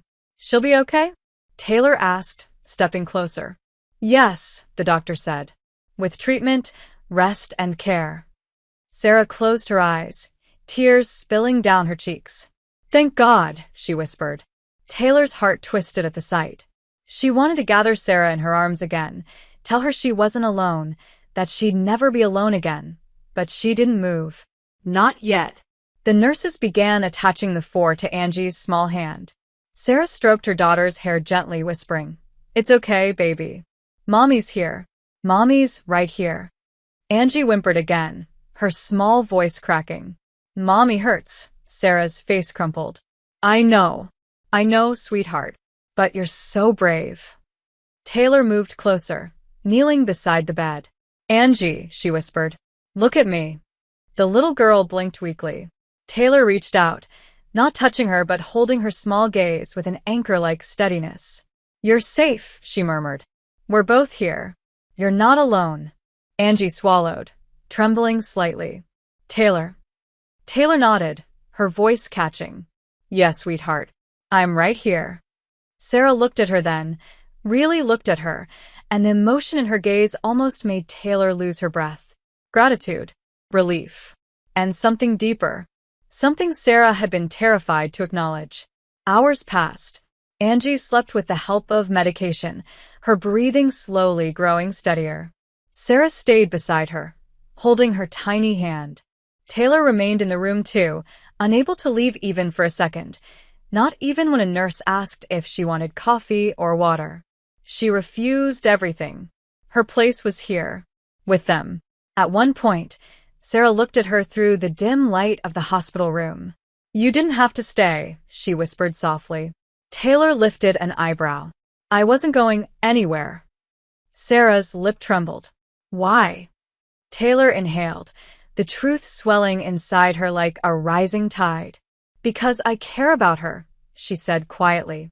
Then, more softly, and I care about you. Sarah's breath caught.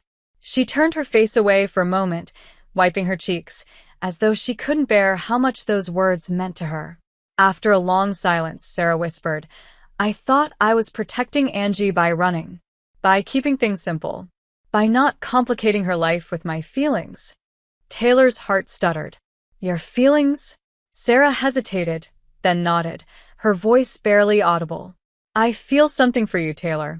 Something I didn't expect. Something I'm scared of, because I've lost so much already. And loving someone again feels like stepping back into a fire. Taylor moved to sit beside her, not too close but close enough that she could feel the warmth radiating between them. Sarah, she said softly, I don't want you to rush or force anything.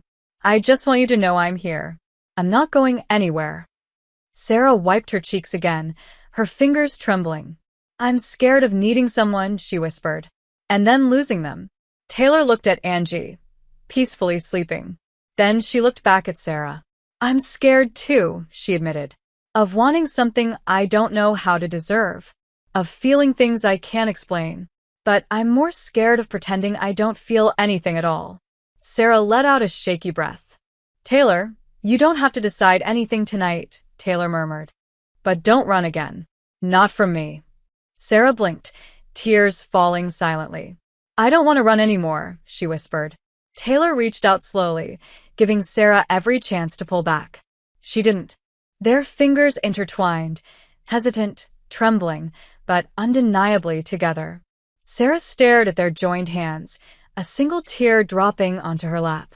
"When Angie said your name," she whispered, "she sounded safe."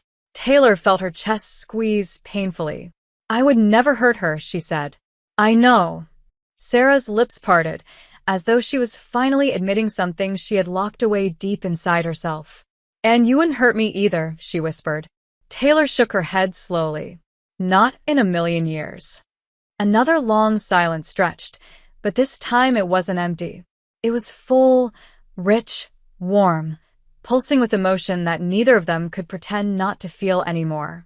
Sarah leaned her head onto Taylor's shoulder, gentle, cautious, and yet filled with trust so pure it made Taylor's eyes sting. Taylor froze for half a second, overwhelmed by how right it felt, before letting her cheek rest softly against Sarah's hair.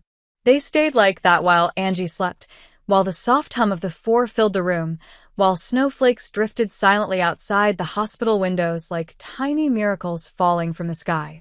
Sarah whispered, so softly Taylor almost didn't hear it, "I came back because I knew you'd help us." Taylor whispered back, "Come back again tomorrow. And the next day. And the next." Sarah let out a breath that trembled with hope. I want to." Taylor closed her eyes, holding Sarah's hand a little tighter. For the first time in years, she felt something like peace. Morning light seeped slowly through the narrow hospital window, painting the room in soft gray warmth.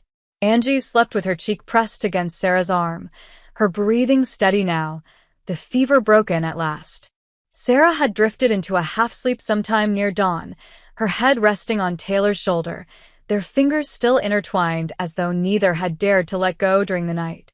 Taylor hadn't slept at all. She didn't want to. She had spent the entire night watching Sarah and Angie breathe, watching the soft rise and fall of their chests, memorizing the warmth of Sarah beside her, her head so close that Taylor could feel every exhale brush gently against her neck. She had never felt more exhausted. She had never felt more alive. When the doctor finally entered the room, Sarah stirred awake, blinking sleepily before realizing where she was and who she was leaning against. She jerked upright too quickly, cheeks flushing pink, though she didn't release Taylor's hand immediately. When she finally did, it was abrupt, nervous, instinctive, but Taylor felt the absence like a bruise spreading under her ribcage. "Good morning," the doctor said quietly, examining Angie's chart. "Her fever is down. Her hydration levels look better. I'd like to keep her another hour for observation, but she should be fine to go home later today." Sarah let out a breath that sounded like a prayer finally being answered. "Thank you," she whispered, brushing her thumb across Angie's small hand. Angie blinked awake at the sound of her mother's voice, her eyes heavy but curious. When she saw Taylor, she lifted her hand weakly. Taylor's heart clenched. She leaned over the bed. "Good morning, sweetheart," she murmured. "How are you feeling?" Angie frowned thoughtfully. "My throat hurts, but Mommy said you stayed." Sarah looked at Taylor, then at her daughter, something soft and reverent in her gaze. "She did," Sarah whispered. "She stayed the whole night." Angie reached for Taylor's sleeve. "Thank you." 2 small words. But they hit Taylor with more force than any investor meeting, any career achievement, any speech she had ever given. She swallowed hard. "Of course.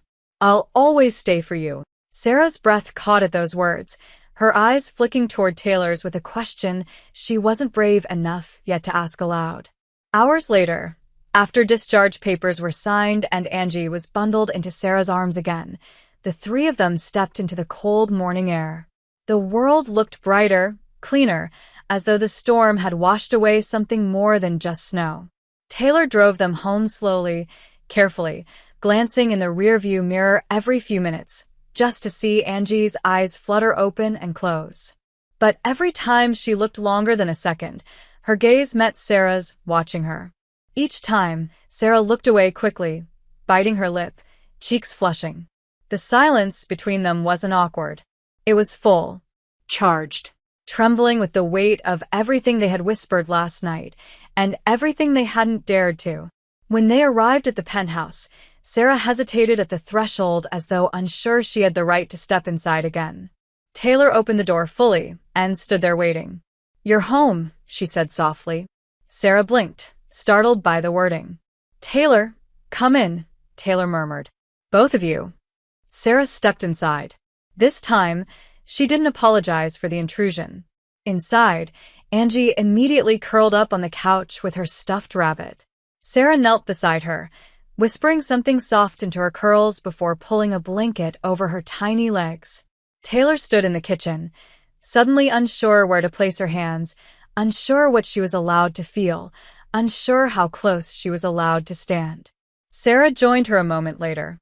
They stood just a foot apart, facing the counter, hands brushing the surface but not each other. "Thank you," Sarah whispered. "For everything. Last night. I don't know what I would have done alone." Taylor shook her head. "You don't have to do anything alone anymore." Sarah's breath hitched. "I don't know how to believe that." "Then let me show you," Taylor murmured. Sarah's lips parted. Her chest rose and fell faster. She looked at Taylor as though standing on the edge of something dangerous and beautiful. "Last night," Sarah whispered, "I almost told you." Taylor stepped closer. "Told me what?" Sarah swallowed, her eyes flicking down to Taylor's lips and back up again. "That I don't want this to be temporary." Taylor's pulse roared. "It doesn't have to be." Sarah's voice trembled. "But I don't know what we are."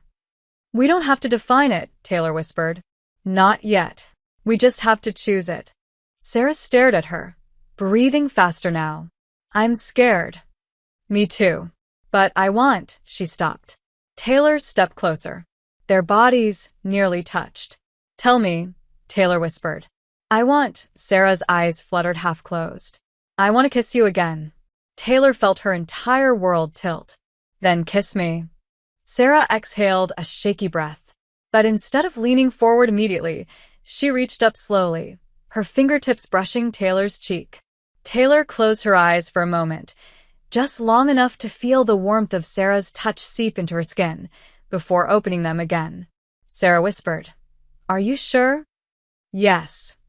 Sarah leaned in. Slow. So slow that Taylor forgot how to breathe. Their noses brushed. Their lips hovered a breath apart.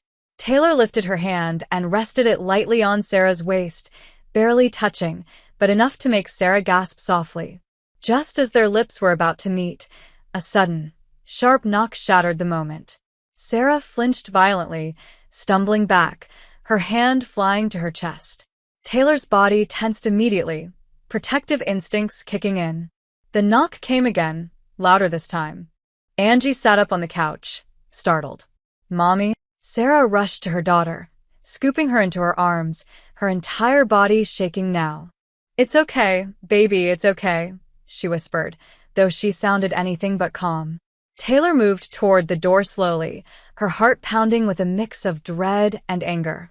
"Taylor," Sarah whispered sharply, fear tightening her voice. "Don't open it." Taylor turned.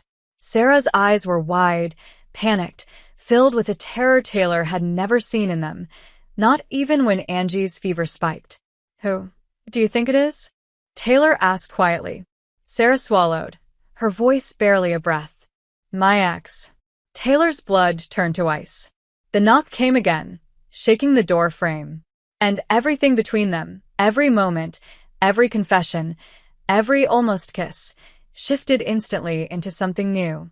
Something dangerous. Something that could change everything. The pounding on the door grew louder, each strike vibrating through the floorboards, rattling the picture frames, and tightening every muscle in Sarah's body.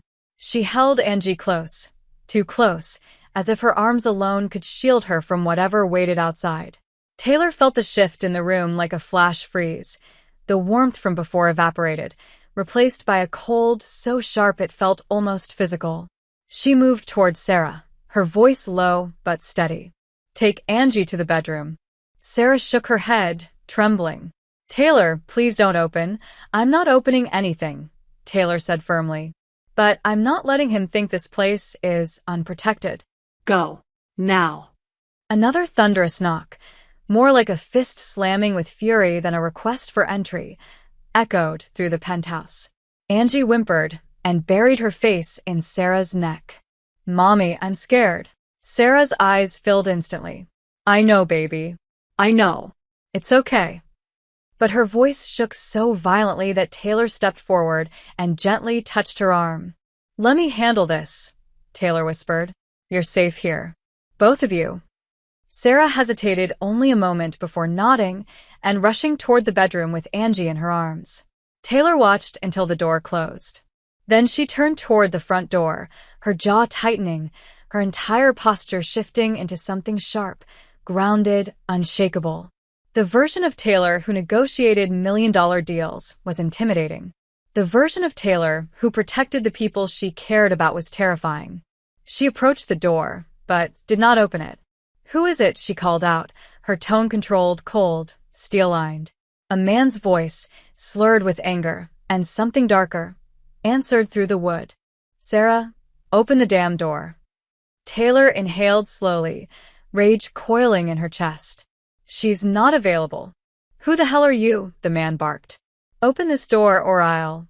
You won't finish that sentence, Taylor said, her voice dropping into a tone she'd never used before, but that felt frighteningly natural. Silence. Then, is she there? Is my daughter there? Taylor felt her whole body go rigid. My daughter. The claim alone made her vision blur with fury.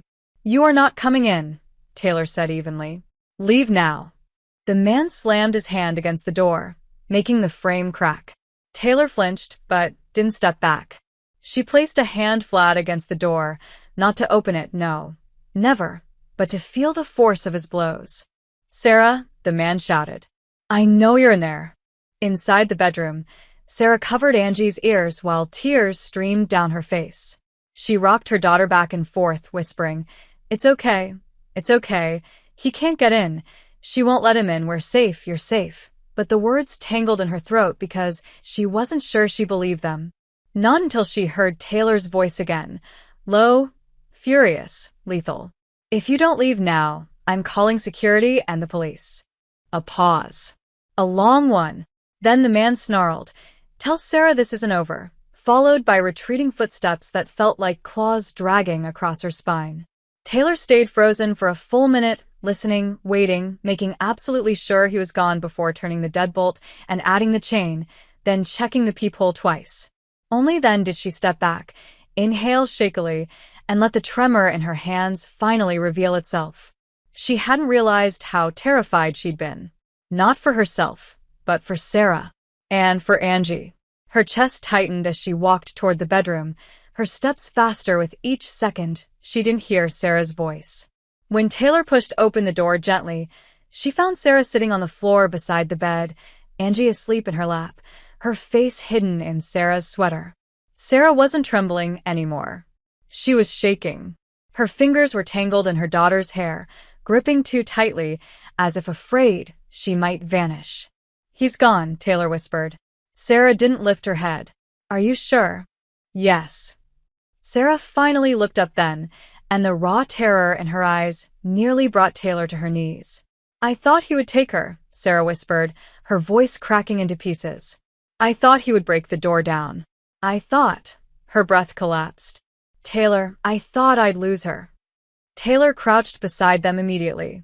You won't, she said softly but with the force of a vow. Not while I'm here. Sarah closed her eyes, tears spilling. I shouldn't have come back. I shouldn't have brought this to your door. You didn't bring anything, Taylor said fiercely. He did. And he's not coming near either of you. Sarah shook her head. You shouldn't have to deal with this. I want to deal with it, Taylor whispered. I choose to. Sarah's breath hitched at the word choose. She stared at Taylor as if seeing something she couldn't believe was real. Why? She whispered. Why are you doing all of this? Taylor inhaled shakily. She had no corporate script for this. No prepared answers. Only the truth. Because I care about you, she said softly. And not just as someone who needed help. I care about you because you matter to me. Because every time you look at me, it feels like... She stopped, overwhelmed. Like something important is happening. Sarah's lips parted, her eyes shining. I feel it too, she whispered, the confession falling from her like a surrender. When I'm here, when you hold Angie, when you look at me, God, Taylor, I feel everything. Taylor reached out slowly, giving Sarah every chance to pull away. She didn't. Their knees touched, then their hands. Taylor brushed her thumb over Sarah's trembling fingers, and Sarah inhaled sharply, as though that single touch unraveled something tight inside her. Come here, Taylor whispered, barely a breath, almost a question. Sarah leaned forward before she consciously decided to. Their foreheads touched softly, a fragile meeting that sent a warm shiver through both of them. Taylor cupped Sarah's face gently, her hands warm, steady, protective. Sarah closed her eyes, leaning into the touch, letting out a soft, broken sound that made Taylor's heart ache. Taylor whispered, "You're safe now." Sarah's voice shook when she answered, "Because of you." "No," Taylor said. "With me." Sarah opened her eyes, and for the first time since arriving with Angie in her arms, there was something new in them. Hope. Pure, trembling hope. "Taylor," she whispered, emotion thick in her throat. "Kiss me." Taylor didn't hesitate. She leaned in and captured Sarah's lips in a kiss that was deeper, more desperate, more anchoring than the one they shared before, because this one wasn't born of wonder, or hesitation, or fleeting courage. This one was born of fear, and relief, and the crushing realization that losing each other would hurt more than anything else. Sarah kissed her back instantly, her hands sliding up to Taylor's jaw, pulling her closer as though needing to feel every inch of reassurance the kiss offered. Taylor's fingers tangled gently in Sarah's hair. Sarah's breath hitched against Taylor's mouth. They kissed until the tremors in Sarah's body eased, until the panic drained from her muscles, until both women were breathing each other in like air. When they finally pulled apart, foreheads still touching, their breaths mingled in a trembling whisper. "Taylor," Sarah murmured, "I don't want to run anymore." Taylor closed her eyes, her voice breaking. "Then stay." Sarah nodded, letting out a shaky breath. "We need you," she whispered. Taylor shook her head gently. No. "I need you." Sarah's lips curved into the smallest, softest, most heartbreaking smile she had ever worn.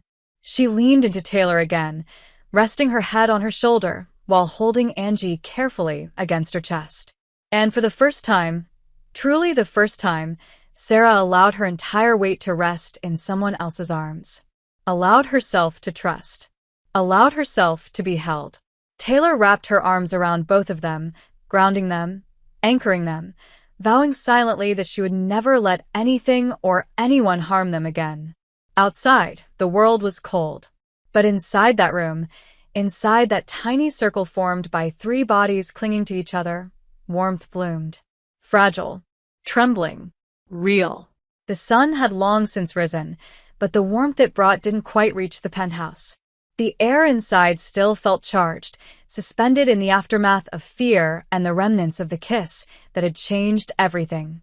Sarah slept curled around Angie, both of them wrapped in a blanket on the bedroom bed, their breaths finally calm, their bodies exhausted from the storm of emotions.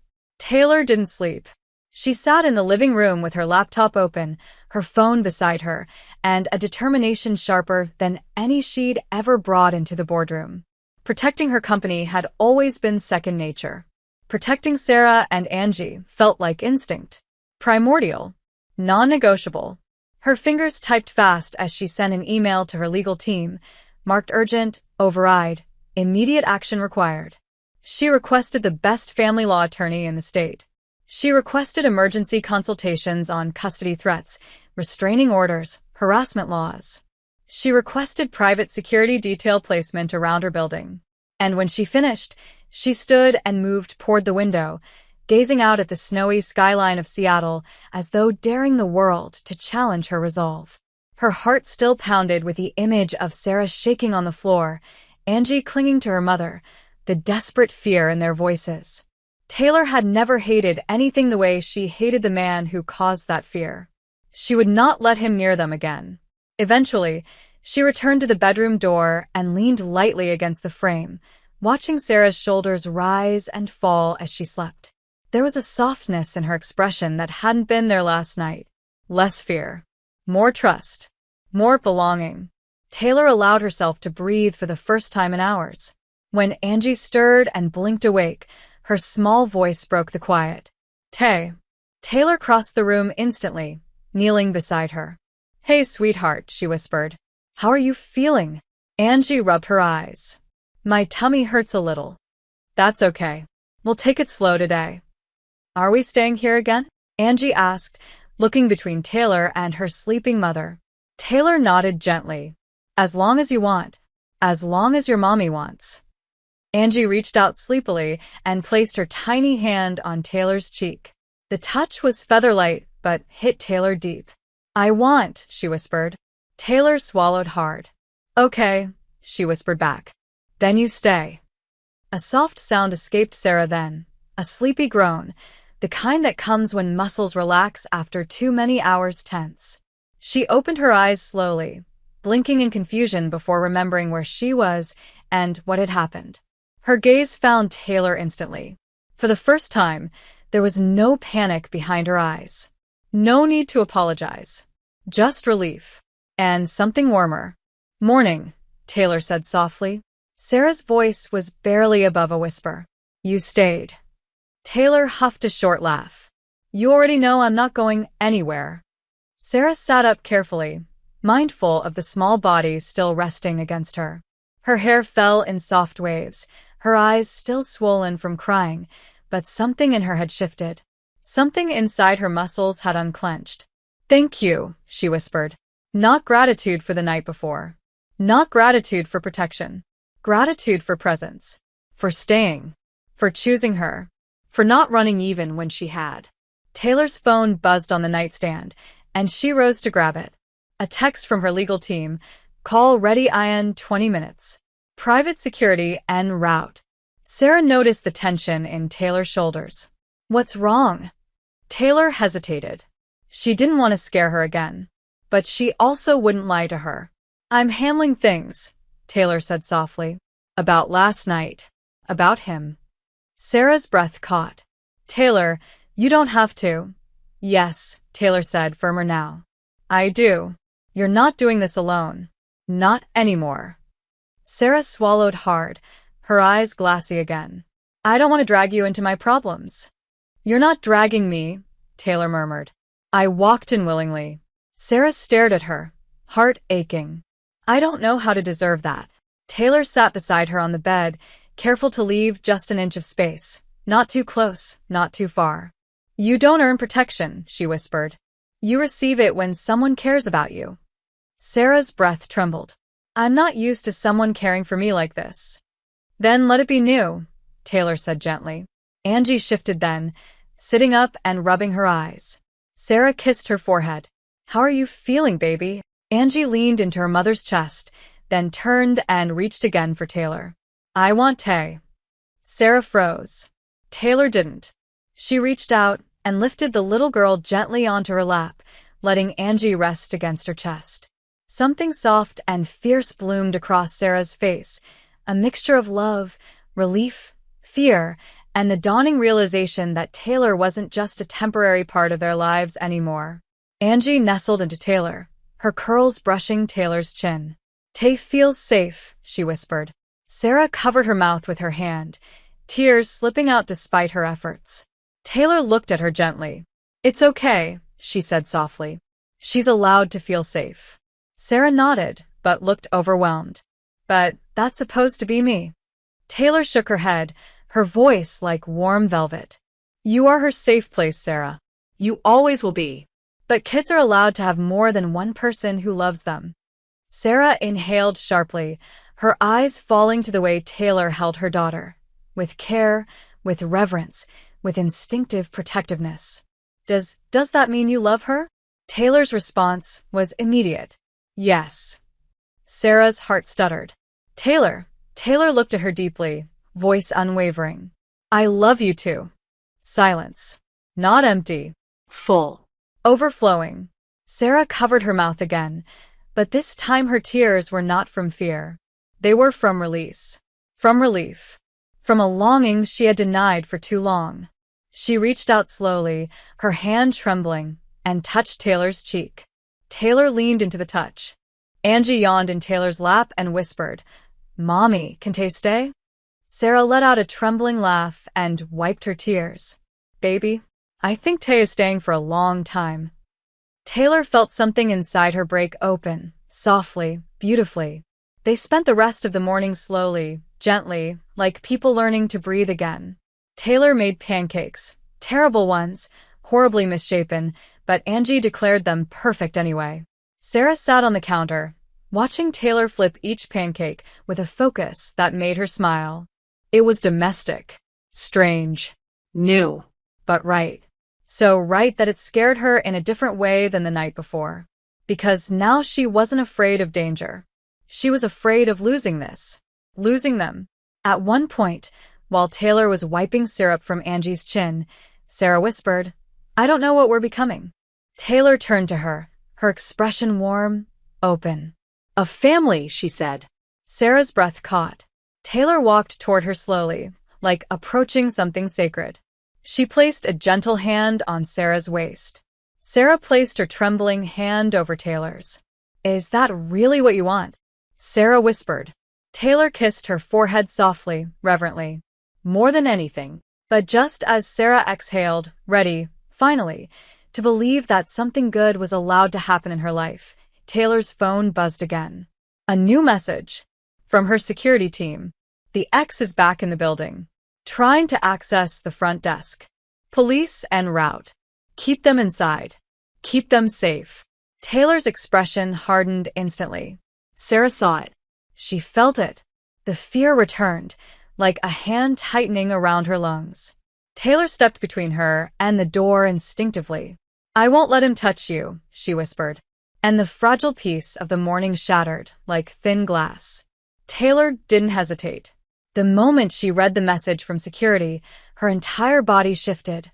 Every muscle tightening, every instinct sharpening, every thought narrowing into one singular truth. She would protect Sarah and Angie with everything she had. She turned to Sarah, who had gone pale the second she saw Taylor's expression darken. "What is it?" Sarah whispered. "He's here again," Taylor said, voice steady but low. "Security and police are on their way. We're safe inside. He can't reach us." Sarah's breath hitched, panic rising in her chest, but Taylor stepped closer and took her face gently in both hands. "Look at me," she said softly. "You're safe. Angie's safe. I promise you." Angie looked up from her seat at the kitchen island, confused by the tension in the room. "Mommy?" Sarah scooped her daughter into her arms instinctively, holding her so tightly that Angie let out a tiny, surprised laugh. Taylor moved to the front door, double-checking every lock, every chain, every deadbolt. Her heart hammered violently, but not from fear for herself. Only for them. The pounding outside the front lobby echoed through the hallway like a drum. "I know she's in there," the man shouted from downstairs, his voice muffled by distance and security barriers, but still recognizable, still sharp enough to make Sarah flinch violently. Taylor turned back to them, her expression fierce. "He's not getting past the building staff," she said calmly. "My team is already handling it." Sarah's hands shook as she held Angie, and something in Taylor snapped, something protective, something primal. She crossed the distance between them and wrapped her arms around both mother and daughter, pulling them into her chest. Angie nestled between them, clutching Taylor's shirt. Sarah collapsed against her, trembling uncontrollably. "I'm so scared," Sarah whispered against Taylor's collarbone. "I know," Taylor murmured, kissing the top of her head. "But I'm here. And he can't touch you. Not now. Not ever again." Minutes passed. The pounding downstairs stopped. Then muffled voices. Then the sound of someone being escorted, forcefully, away. Taylor's phone buzzed again. She read the message silently, exhaled, and then cupped Sarah's cheek.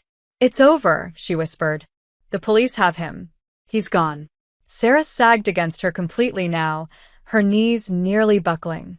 Taylor held her upright, strong arms wrapped around her waist, until Sarah finally inhaled deeply, slowly, like Someone learning to breathe again after nearly drowning. She pulled back just enough to look at Taylor's face. "I don't know how to thank you," she whispered. Taylor shook her head. "You don't have to thank me. Just stay." Sarah's eyes filled instantly. "I want to," she whispered. "I'm tired of running. I'm tired of being afraid. I'm tired of pretending I don't feel everything I feel for you." Taylor swallowed hard, her chest tightening with an emotion she didn't know she was capable of. "Say it," she whispered. "Please say it." Sarah stepped closer, lifting a trembling hand to Taylor's face. Her thumb brushed Taylor's bottom lip. "I love you," she whispered. The words hit Taylor like a shock of sunlight piercing through ice. Her breath broke. Her chest opened. Her eyes softened in a way that felt new, vulnerable, real. "I love you too," Taylor whispered back. "I've been trying not to, but, God, Sarah, I love you." Sarah let out a quiet sob, this time not from fear, but relief, the purest kind of release. Taylor pulled her fully into her arms, kissing her forehead, her hair, her cheeks, whispering against her skin, "You're safe. You're mine. You're home." Sarah lifted her face, their noses brushing, their breaths mingling. "Kiss me," she whispered, this time without hesitation, without fear, without trembling. And Taylor did. The kiss started soft, slow, reverent, full of everything they had held back. Sarah melted into her instantly, her hands sliding around Taylor's neck, pulling her impossibly closer. Taylor's arms wrapped around Sarah's waist, lifting her slightly, grounding her at the same time. The kiss deepened, not urgent, but full of love so intense it felt like warmth spreading through every inch of their bodies. When they finally parted, they didn't move far. Their lips hovered close, their foreheads touching. Taylor whispered, "You don't ever have to run again." Sarah whispered back, "I don't want to." Not as long as you're with me. Angie peeked up between them with innocent curiosity. "Mommy, are you crying again?" Sarah laughed through her tears, hugging her daughter. "Happy tears, baby." Angie reached out to Taylor with both arms. "Tay up." Taylor lifted her instantly, holding her securely against her chest. Angie wrapped her small arms around Taylor's neck. "You protect us," she whispered. "Always," Taylor replied, voice shaking. Angie looked at Sarah. "Mommy, is Tay part of us now?" Sarah looked at Taylor, breath catching. Taylor answered first. "Only if you both want me to be." Angie nodded decisively, her curls bouncing. "I want." Sarah choked on a soft sob. "Me too," she whispered. "So much." Later that evening, after the police report was filed, after Taylor's legal team confirmed a restraining order was already in motion, after security confirmed they would monitor the building day and night, the three of them finally settled on the couch, Sarah nestled against Taylor's chest, Angie asleep in her lap, the penthouse warm and quiet and full in a way Taylor had never known her home could be. Sarah traced small circles on Taylor's arm. "Do you promise?" she whispered. "Promise what?" "That you won't change your mind. That this is real. That tomorrow you'll still want us." Taylor tilted Sarah's chin and kissed her slowly, soft, certain, full of the kind of love that left no room for doubt. "Tomorrow," Taylor whispered, "I'm taking you two out for breakfast.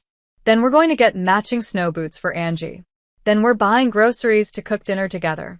And then we're ending the day right here, on this couch, with you in my arms and your daughter asleep on my chest."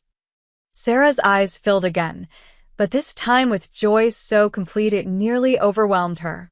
"So yes," Taylor said, stroking her cheek. "Tomorrow I still want you. And the next day. And every day after that." Sarah pressed her forehead to Taylor's. "I've never felt this safe." Taylor kissed the tip of her nose. "I've never felt this in love." Angie stirred then, mumbling something half asleep. Taylor and Sarah both froze, waiting. Angie opened one eye, looked at Taylor, then squeezed her arm and whispered a single word that made both women burst into tears, quiet, disbelieving, life-changing tears. "Mama." Taylor broke, her chest tightening, her vision blurring as Sarah covered her mouth with shaking hands. Baby, Sarah whispered, crying into Angie's hair. You don't have to. But Angie snuggled deeper into Taylor's chest and whispered again, firmer, Mama Tay. Taylor held her tightly, kissing the top of her head as tears streamed down her face. Sarah leaned into them both, crying and laughing at the same time, her hands tangled in Taylor's shirt as though anchoring herself to something she finally believed she deserved. And in that moment, wrapped in warmth, love, and a new future, every fear, every wound, every moment of running melted away. They were a family, and nothing would ever break them again. The snow outside melted slowly as the weeks passed, trading icy mornings for the first hints of spring, soft breezes slipping through half-open windows and sunlight warming the corners of the penthouse. Life settled into a rhythm that felt both impossibly gentle and undeniably real, the kind of rhythm Taylor had never imagined she'd crave. Waking up to the sound of Angie's small footsteps running down the hallway, Sarah's sleepy laughter filling the kitchen, the quiet comfort of brushing hands while making breakfast together. Every morning began the same way, Angie climbing between them in bed, shouting, "Wake up, Mama Tay. Wake up, Mommy." And every time she said it, Taylor's heart expanded in a way she still didn't know how to process. The restraining order had gone through. Taylor's legal team handled everything, making sure Sarah never saw or heard from her ex again.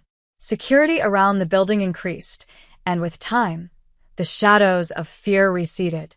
One afternoon, Sarah stood at the living room window, her arms wrapped around herself, watching Angie play with her stuffed rabbit on the carpet. Taylor walked up behind her, wrapping her arms around Sarah's waist, kissing her shoulder softly. "You okay?" Taylor murmured. Sarah leaned back into her voice quiet but full of peace. "I'm happy." She turned her head just enough to meet Taylor's lips in a tender, lingering kiss. "I didn't think I'd ever be able to say that again." Taylor tightened her hold slightly. "You deserve happy." Sarah smiled, placing her hand over Taylor's. "I never understood what safety could feel like until you." Angie squealed from the floor. "Mama Tay, look." She held up a picture she had drawn, 3 stick figures holding hands. One tall one with long dark hair. One medium one with curls. One little one with the biggest smile. Above them, in childish handwriting, she had written, "My family." Taylor felt her throat close as she knelt beside her, lifting the drawing. "Can I keep this forever?" she whispered. Angie nodded, hugging her around the neck. "Forever and ever." Sarah sat beside them, brushing her fingers through Angie's hair before leaning against Taylor's shoulder. Taylor kissed the top of Sarah's head. "Forever sounds perfect to me." As spring unfurled fully, they began exploring the world outside together. Park trips where Angie insisted on holding both their hands at once. Grocery store runs where the two women exchanged soft glances over the shopping cart. Movie nights where Angie fell asleep draped across both of them. And every night, when Angie was asleep in her new bedroom, painted a soft pastel blue with stars on the ceiling, Sarah would curl into Taylor's arms on the couch or in their shared bed and whisper truths that still felt brand new. "I didn't think I could love again. I didn't think I could deserve something like this. You're my home now." Taylor always responded the same way, by pressing her lips to Sarah's forehead and whispering, "Then stay. I want every version of you, every tomorrow with you." One evening, as they tucked Angie into bed, she grabbed both their hands and whispered, "Mama Tay, Mommy, can we stay here forever?" Taylor looked at Sarah, whose eyes softened with a tenderness deeper than anything words could hold. Sarah nodded. "Yes, baby," she said softly. "We're not going anywhere." Angie smiled sleepily. "Family." And something in both women broke open in the gentlest way. Something soft, something old finally healing, something new finally taking root. Later that night, Sarah stood on the balcony wrapped in one of Taylor's sweaters, the city lights twinkling below like distant stars. Taylor came up behind her, sliding an arm around her waist, resting her chin on Sarah's shoulder. "What are you thinking about?" she whispered. Sarah exhaled softly. "A year ago, I was sleeping in my car during a snowstorm." Taylor kissed her cheek. "A year ago, I was living in this place like it was a museum. Quiet, empty, cold. Sarah turned, cupping Taylor's jaw. And now, Taylor whispered, brushing her thumb over Sarah's lips. It feels alive. Because of you. Because of Angie. Because of us. Sarah kissed her then, slow, warm, full of gratitude and promise, leaning into Taylor as if there was no world beyond that moment. When they pulled back, Sarah rested her forehead against Taylor's. I love you, she whispered. Taylor smiled, her voice breaking with quiet, certain joy. I love you too. Inside, Angie giggled in her sleep, clutching her stuffed rabbit. Sarah laughed softly. She's dreaming. I hope it's a good one, Taylor murmured. It is, Sarah said, taking Taylor's hand. She's finally safe. We all are. They stood together for a long moment, two women who had survived heartbreak, fear, and loneliness, now held together by love that had come softly, slowly, fiercely, and forever. And when Taylor whispered, "Come to bed," Sarah followed her inside, closing the door behind them on a life that no longer hurt, no longer frightened, no longer left them wandering. The snowstorm that brought them together was long past, but the family it created was just beginning. Thank you so much for being here and for believing in this channel. If you feel in your heart, you can donate with super thanks so I can focus more and more on this project. Your support helps me keep creating these love stories and bringing them to life for you. See you in the next video.